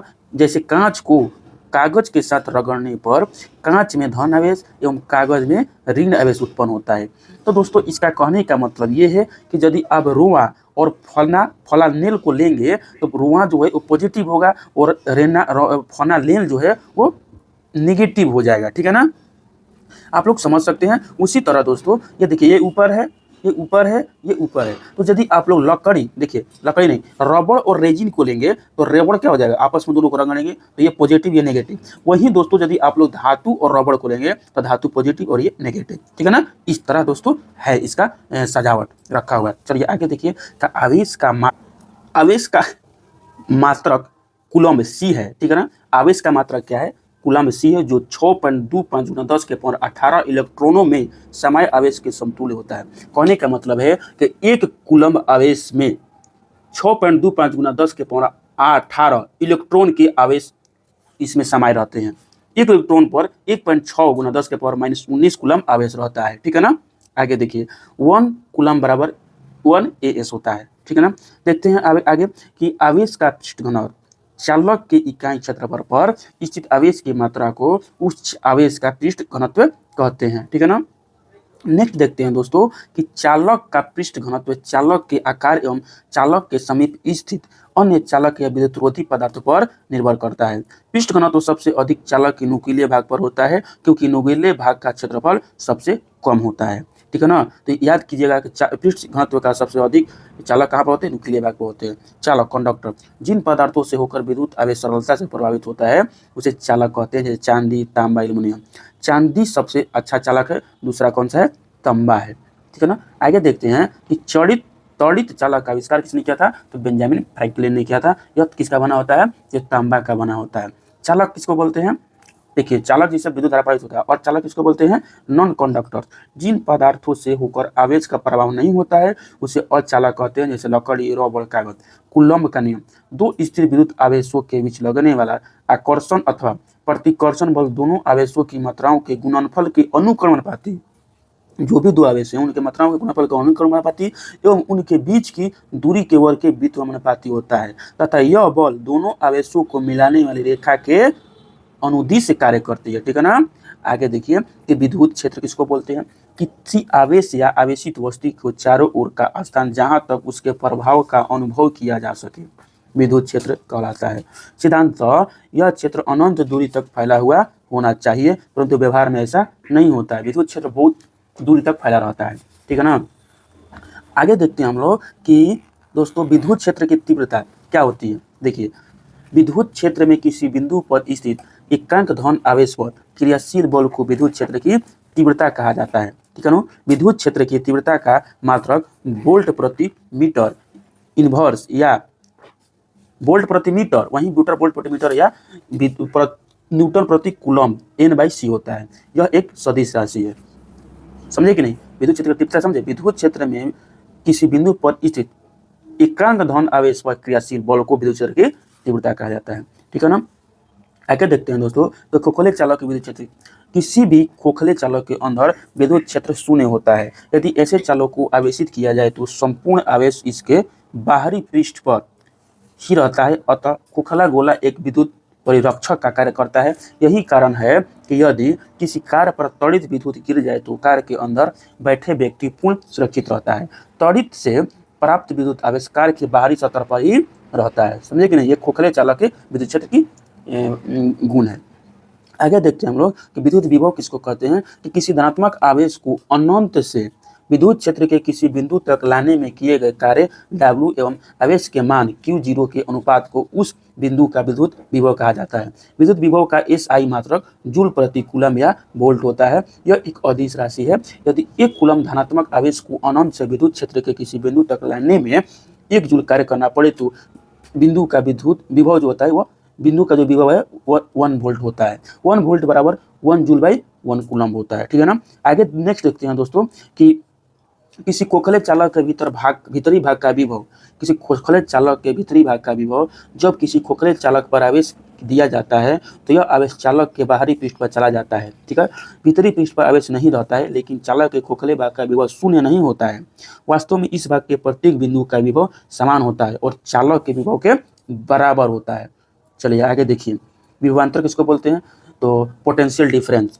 1 कूलम धनात्मक आवेश को विद्युत क्षेत्र में एक बिंदु से दूसरे बिंदु तक ले जाने में किए गए कार्य को उस बिंदु के मध्य उन बिंदुओं के मध्य विभवांतर कहते हैं। इसका मात्रक भी वोल्ट होता है। यह एक क्या है, अदिश राशि। विभवांतर भी एक अदिश राशि है। देखिए, 2 बिंदुओं के बीच विभवांतर किया गया कार्य W बाई आवेश Q होता है, तो यानी V बराबर W बाई Q होता है। तो वोल्ट बराबर क्या हो जाएगा, जूल बाई कूलम हो जाएगा, ठीक है ना। आगे देखते हैं विद्युत धारिता। विद्युत धारिता किसी चालक की धारिता C चालक को दिए गए आवेश Q तथा उसके कारण चालक के विभव में होने वाले परिवर्तन V के अनुपात को कहते हैं। विद्युत धारिता का SI मात्रक फैराड होता है। किसी चालक की धारिता निम्न बातों पर निर्भर करती है: चालक के विद्युत क्षेत्रफल पर, चालक के चारों ओर के माध्यम पर एवं आसपास में अन्य चालकों की उपस्थिति पर निर्भर करता है विद्युत धारिता। आगे देखते हैं दोस्तों कि गोलाकार चालक की त्रिज्या बढ़ाने से धारिता बढ़ती है। गोलाकार जो चालक है उसकी त्रिज्या यदि आप लोग बढ़ा दीजिएगा तो उसकी धारिता क्या हो जाएगी, बढ़ जाएगी। आगे देखते हैं संधारित्र किसको बोलते हैं, किसी चालक का आकार या आयतन बढ़ाए बिना उनकी धारिता में वृद्धि करने के लिए जो समायोजन किया जाता है उसे संधारित्र कहा जाता है। समझ रहे हैं कि चालक का आकार या आयतन बढ़ाए बिना उसकी धारिता में वृद्धि की जाती है, मन धारण करने की जो क्षमता होता है उसको वृद्धि की जाती है, तो उसके लिए जो समायोजन किया जाता है उसे संधारित्र कहते हैं। संधारित्र की धारिता क्या होती है, किसी चालक पर आवेश का परिमाण बाटा परस्पर निकट रखे दोनों चालकों के बीच का विभवांतर, ठीक है ना। C बराबर Q by V1 minus V2। आगे देखते हैं दोस्तों कि संधारित्र की धारिता को प्रभावित करने वाले कारक। संधारित्र की धारिता प्लेटों के उभयनिष्ठ क्षेत्रफल A के अनुकमन पाती होती है, ठीक है ना। आगे देखते हैं 2 नंबर में कि 2 नंबर में दिया है कि संधारित्र की धारिता प्लेटों के बीच की दूरी D के व्युत्क्रमानुपाती होता है। C बराबर 1/D। संधारित्र की धारिता दोनों प्लेटों के बीच स्थित माध्यम पर भी निर्भर करती है। यह माध्यम के पैरा विद्युत तांक के अनुकमनुपाती होता है। C बराबर C समानुपाती K होता है, ठीक है। किसी वस्तु का पैरा विद्युत स्थिरांक हमेशा 1 से अधिक होता है। कोई भी वस्तु है उसका पैरा विद्युत स्थिरांक क्या होता है, हमेशा 1 से अधिक होता है। चलिए आइए हम लोग देखते हैं कि संधारित्रों का समूहन किस तरह होता है। संधारित्रों का समूहन 2 प्रकार से होता है, एक श्रेणी क्रम में और एक समानांतर क्रम में। तो श्रेणी क्रम इस क्रम में पहले संधारित्र का दूसरा सिरा दूसरे संधारित्र के पहले सिरे से तथा दूसरे संधारित्र का दूसरा सिरा पहले संधारित्र के पहले सिरे से जोड़ा जाता है और यही क्रम आगे भी जोड़ा जाता है। तो देखिए आप लोग जो पढ़े हैं दोस्तों कि श्रेणी क्रम में जो रेसिस्टेंस होते हैं, जो प्रतिरोध का सूत्र क्या होता है, आर बराबर R1 plus R2 plus R3 होता है ना। लेकिन जो संधारित्र वाला सूत्र है उसमें दोस्तों ये उल्टा हो जाता है, ठीक है ना। देखिए समानांतर क्रम में यदि आप रेसिस्टेंस को जोड़ते हैं, प्रतिरोध को जोड़ते हैं, तो उसका फॉर्मूला ये वाला होता है 1/R बराबर 1/R1 प्लस 1/R2, ठीक है ना, इस तरह होता है। लेकिन जो संधारित्र वाला सिस्टम है उसमें ये उल्टा हो जाता है। और ये जो C1 plus C2 plus C3 होगा वो दोस्तों समानांतर श्रेणी में हो जाएगा जब आप लोग संधारित्र को जोड़िएगा। तो अब आगे हम लोग देखेंगे, ठीक है ना। तो ये श्रेणी क्रम का फॉर्मूला ये है दोस्तों, ठीक है ना। आगे देखिए क्या बोल रहा है कि श्रेणी क्रम के समूहन में धारा समान तथा वोल्टेज अलग अलग होता है, ठीक है ना। समानांतर क्रम में देखते हैं कि इस प्रकार का समूहन में प्रत्येक संधारित्र का पहला सिरा एक साथ तथा दूसरा सिरा एक साथ जोड़ा जाता है, माने कि अलग अलग सिरा एक साथ जोड़ा जाता है, माने कि पॉजिटिव नेगेटिव इस तरह जोड़ा जाता है। तो इसका देखिए, इसका संधारित्र का ओरिजिनल जब जोड़ते हैं तो कितना होगा, जब समानांतर क्रम में C बराबर C1 plus C2 plus C3 होता है। समानांतर क्रम में अब जो समूहन में धारा का मान अलग अलग होता है लेकिन वोल्टता समान होता है। इसमें क्या था, तो जब श्रेणी क्रम में जुड़िएगा तो धारा का मान समान तथा वोल्टेज अलग अलग होता है। समानांतर क्रम में अब जोड़िएगा तो धारा का मान अलग अलग और वोल्टता समान होता है, इसमें वोल्टेज जो था वो अलग अलग था, ठीक है ना। देखिए श्रेणी क्रम में जोड़िएगा तो धारा का मान क्या होगा, समान होगा। समानांतर क्रम में धारा का मान अलग अलग और वोल्टेज में श्रेणी क्रम में वोल्टेज अलग अलग और समानांतर में वोल्टेज समान, ठीक है ना, कुछ भी कंफ्यूजन नहीं है। आगे देखिए कि विद्युत सेल किसको बोलते हैं। विद्युत सेल मुख्य दो प्रकार के होते हैं, प्राथमिक सेल और द्वितीयक सेल। प्राथमिक सेलों में रासायनिक ऊर्जा को सीधे विद्युत ऊर्जा में परिवर्तित कर दिया जाता है और एक बार यूज करने के बाद यह बेकार हो जाता है, प्राथमिक सेल, ठीक है ना। अब देखिए कि वोल्टीय सेल, लोकलांसीय सेल, डेनियल सेल क्या है, शुष्क सेल प्राथमिक सेल का उदाहरण है। ये सब प्राथमिक सेल का उदाहरण है। ये दोस्तों क्वेश्चन में आ जाता है, कोई आप मॉक दीजिएगा एग्जाम में या ओरिजिनल जो मॉक दीजिएगा उसमें भी आ जाता है कि वोल्टीय सेल, लोकलांसीय सेल, डेनियल सेल 21 प्रकार का सेल का उदाहरण है, तो प्राथमिक सेल का उदाहरण है।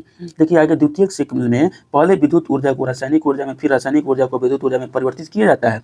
आवेशन कर इसे बार बार प्रयोग में लाया जा सकता है। वोल्टीय सेल का आविष्कार 1799 ईस्वी में अलेक्जेंड्रो वोल्टा ने किया था। लोकलांसीय सेल का प्रयोग वहां किया जाता है जहां रुक कर थोड़े समय के लिए विद्युत धारा की आवश्यकता होती है, जैसे विद्युत घंटी और टेलीफोन में इसका प्रयोग किया जाता है। आगे देखते हैं दोस्तों कि सेल का विद्युत वाहक बल। सेल का एक कूलम आवेश की पूरे विद्युत परिपथ में एक पूर्ण चक्र लगाने हेतु सेल द्वारा प्रदत्त ऊर्जा को सेल का विद्युत वाहक बल कहते हैं। विद्युत वाहक बल का मान विभवांतर से सदैव अधिक होता है। जो विभवांतर है वो उससे विद्युत वाहक बल का मान हमेशा अधिक होता है। अब देखते हैं दोस्तों कि सेल का आंतरिक प्रतिरोध। देखिए सेल के विद्युत अवघट्य द्वारा विद्युत धारा के मार्ग में उत्पन्न प्रतिरोध को सेल का आंतरिक प्रतिरोध कहते हैं। इससे ई वी एवं आई विद्युत वाहक बल, विभवांतर व धारा को सूचित करे तो सेल का आंतरिक प्रतिरोध क्या होगा, R बराबर E minus V by I हो जाएगा, ठीक है ना। ये किसका फॉर्मूला है, ये आंतरिक सेल का आंतरिक प्रतिरोध का फॉर्मूला है। आगे देखते हैं सेल की दक्षता क्या होता है। किसी सेल की दक्षता सेल द्वारा किए गए लाभदायक कार्य को सेल की दक्षता सेल द्वारा किए गए लाभदायक कार्य उसी सेल द्वारा किए गए कुल कार्य का अनुपात होता है, ठीक है ना। सेल की दक्षता क्या होगा, कितना वो लाभदायक काम किया है और कितना वो टोटल काम किया है, फालतू काम भी इसमें जोड़ देगा तो सेल की दक्षता निकल जाएगा। आगे देखते हैं दोस्तों हम लोग कि अगर किसी सेल का विद्युत वाहक बल E तथा बंद परिपथ में ध्रुवों के बीच का विभवांतर V है तो सेल की दक्षता क्या हो जाएगा, V/E हो जाएगा, ठीक है ना, V/E हो जाएगा। अब दोस्तों हम लोग देखते हैं कि कुछ सेलों का संक्षिप्त विवरण दिया गया है। तो आप लोग को मैं दोस्तों एकदम ट्रिक के साथ बताऊंगा, आप लोग को सारी चीजें याद हो जाएगी। देखिए इस तरह मैं आप लोग को बता, तो देखिए दोस्तों इसको याद करने का सबसे पहले वोल्टीय सेल, और आप लोग इसको याद कर लीजिए वोल्टीय सेल और डेनियल। आपको याद करना है बोर्ड, याद करना है बोर्ड याद करना है, ठीक है ना। देखिए वोल्टीय सेल में क्या होता है, तांबा एनोड के रूप में और कैथोड जस्ता और जस्ता, ठीक है ना। तो आप लोग को बोर्ड याद करना है, बोर्डता याद करना है, बोर्डता याद करना है, बोर्डता। और समय देखिए समय जस्ता है ऊपर वाला में देखिए समय जस्ता है, आपको याद करना बोर्डता, क्या बोर्डता। बोल्डीय और डेनियल तांबा होता है और ये एनोड में होता है, कैथोड में क्या होता है, जस्ता होता है, ठीक है। लोकलांसीय में क्या होता है, देखिए लोकलांसीय तो लेक और सू क लेसु क, इसको याद करना है लेसु क याद करना है तो लेक्लांश शुष्क और कार्बन लेसु क बोडता और लेसु क आप लोग दोस्तों इसको 10 बार बोलिए अपने आप याद हो जाएगा, ठीक है ना। इस तरह बोलिए अपने आप याद हो जाएगा। अब देखिए वोल्टेज सेल जो होता है, वोल्टेज सेल में क्या है H2SO4 होता है और जो डेनियल सोल होता है इसमें भी H2SO4 होता है, ठीक है ना। इसका भी जो EMF होता है कितना होता है 1.08 होता है और इसका भी 1.08 होता है, ठीक है ना। अब देखिए लोकलांश सेल और शुष्क सेल का देखते हैं। ये तो बोल दिया ना, ये तो हो गया लेसुका हो गया और जस्ता तो सब में है कैथोड ग्रुप में, याद कीजिएगा कैथोड ग्रुप में जस्ता है, किस ग्रुप में कैथोड ग्रुप में, ठीक है। अब देखिए हम लोग देखेंगे कि लेसुका में क्या है, लेसुका में धनोद ग्रुप में कार्बन और माने एनोड ग्रुप में और कैथोड ग्रुप में जस्ता है। अब एक NH4Cl, दोनों में NH4Cl है, ठीक है ना, दोनों में NH4Cl है। अब विद्युत अपघट ग्रुप में अब विद्युत वाहक बल कितना है 1.46 दोनों में, ठीक है ना, 1.46 दोनों में। इसको याद नहीं करना इतना, यही दो काफी है, ठीक है ना। अब देखिए बाइकार्बोनेट का दोस्तों आप लोग को अपने से याद करना पड़ेगा, तांबा जस्ता जो है बाइकार्बोनेट क्या होता है कार्बन जस्ता बाइकार्बोनेट का, एक इसका होता है A2SO4 और इसका EMF होता है 2, ठीक है ना। और देखिए इसमें से इसको याद कर लीजिए एक सीसा संचायक सेल को याद कीजिए कि PbO2 और इसमें ऋणोद ग्रुप में क्या होता है Pb, ठीक है ना। ये कार बैटरी सेल कार में जो यूज होता है वही है ये वाला। तो लेड पर ऑक्साइड होता है एनोड ग्रुप में क्या होता है लेड पर ऑक्साइड होता है, ठीक है ना, लेड पर ऑक्साइड एनोड ग्रुप में। और कैथोड ग्रुप में होता है केवल पीबी होता है, इसमें भी H2SO4 होता है और इसका ये याद करना है आपको 2.2 होता है, कितना होता है 2.2, बस इससे ज़्यादा इसमें और याद करने की जरूरत नहीं है। ये सब क्षारीय संचायक ये सब याद करने की जरूरत नहीं है दोस्तों। आगे देखते हैं कि सिल्वर ऑक्साइड सेल की दक्षता अधिक होती है, इसलिए इसका प्रयोग छोटे कैलकुलेटर में करते हैं, ठीक है ना।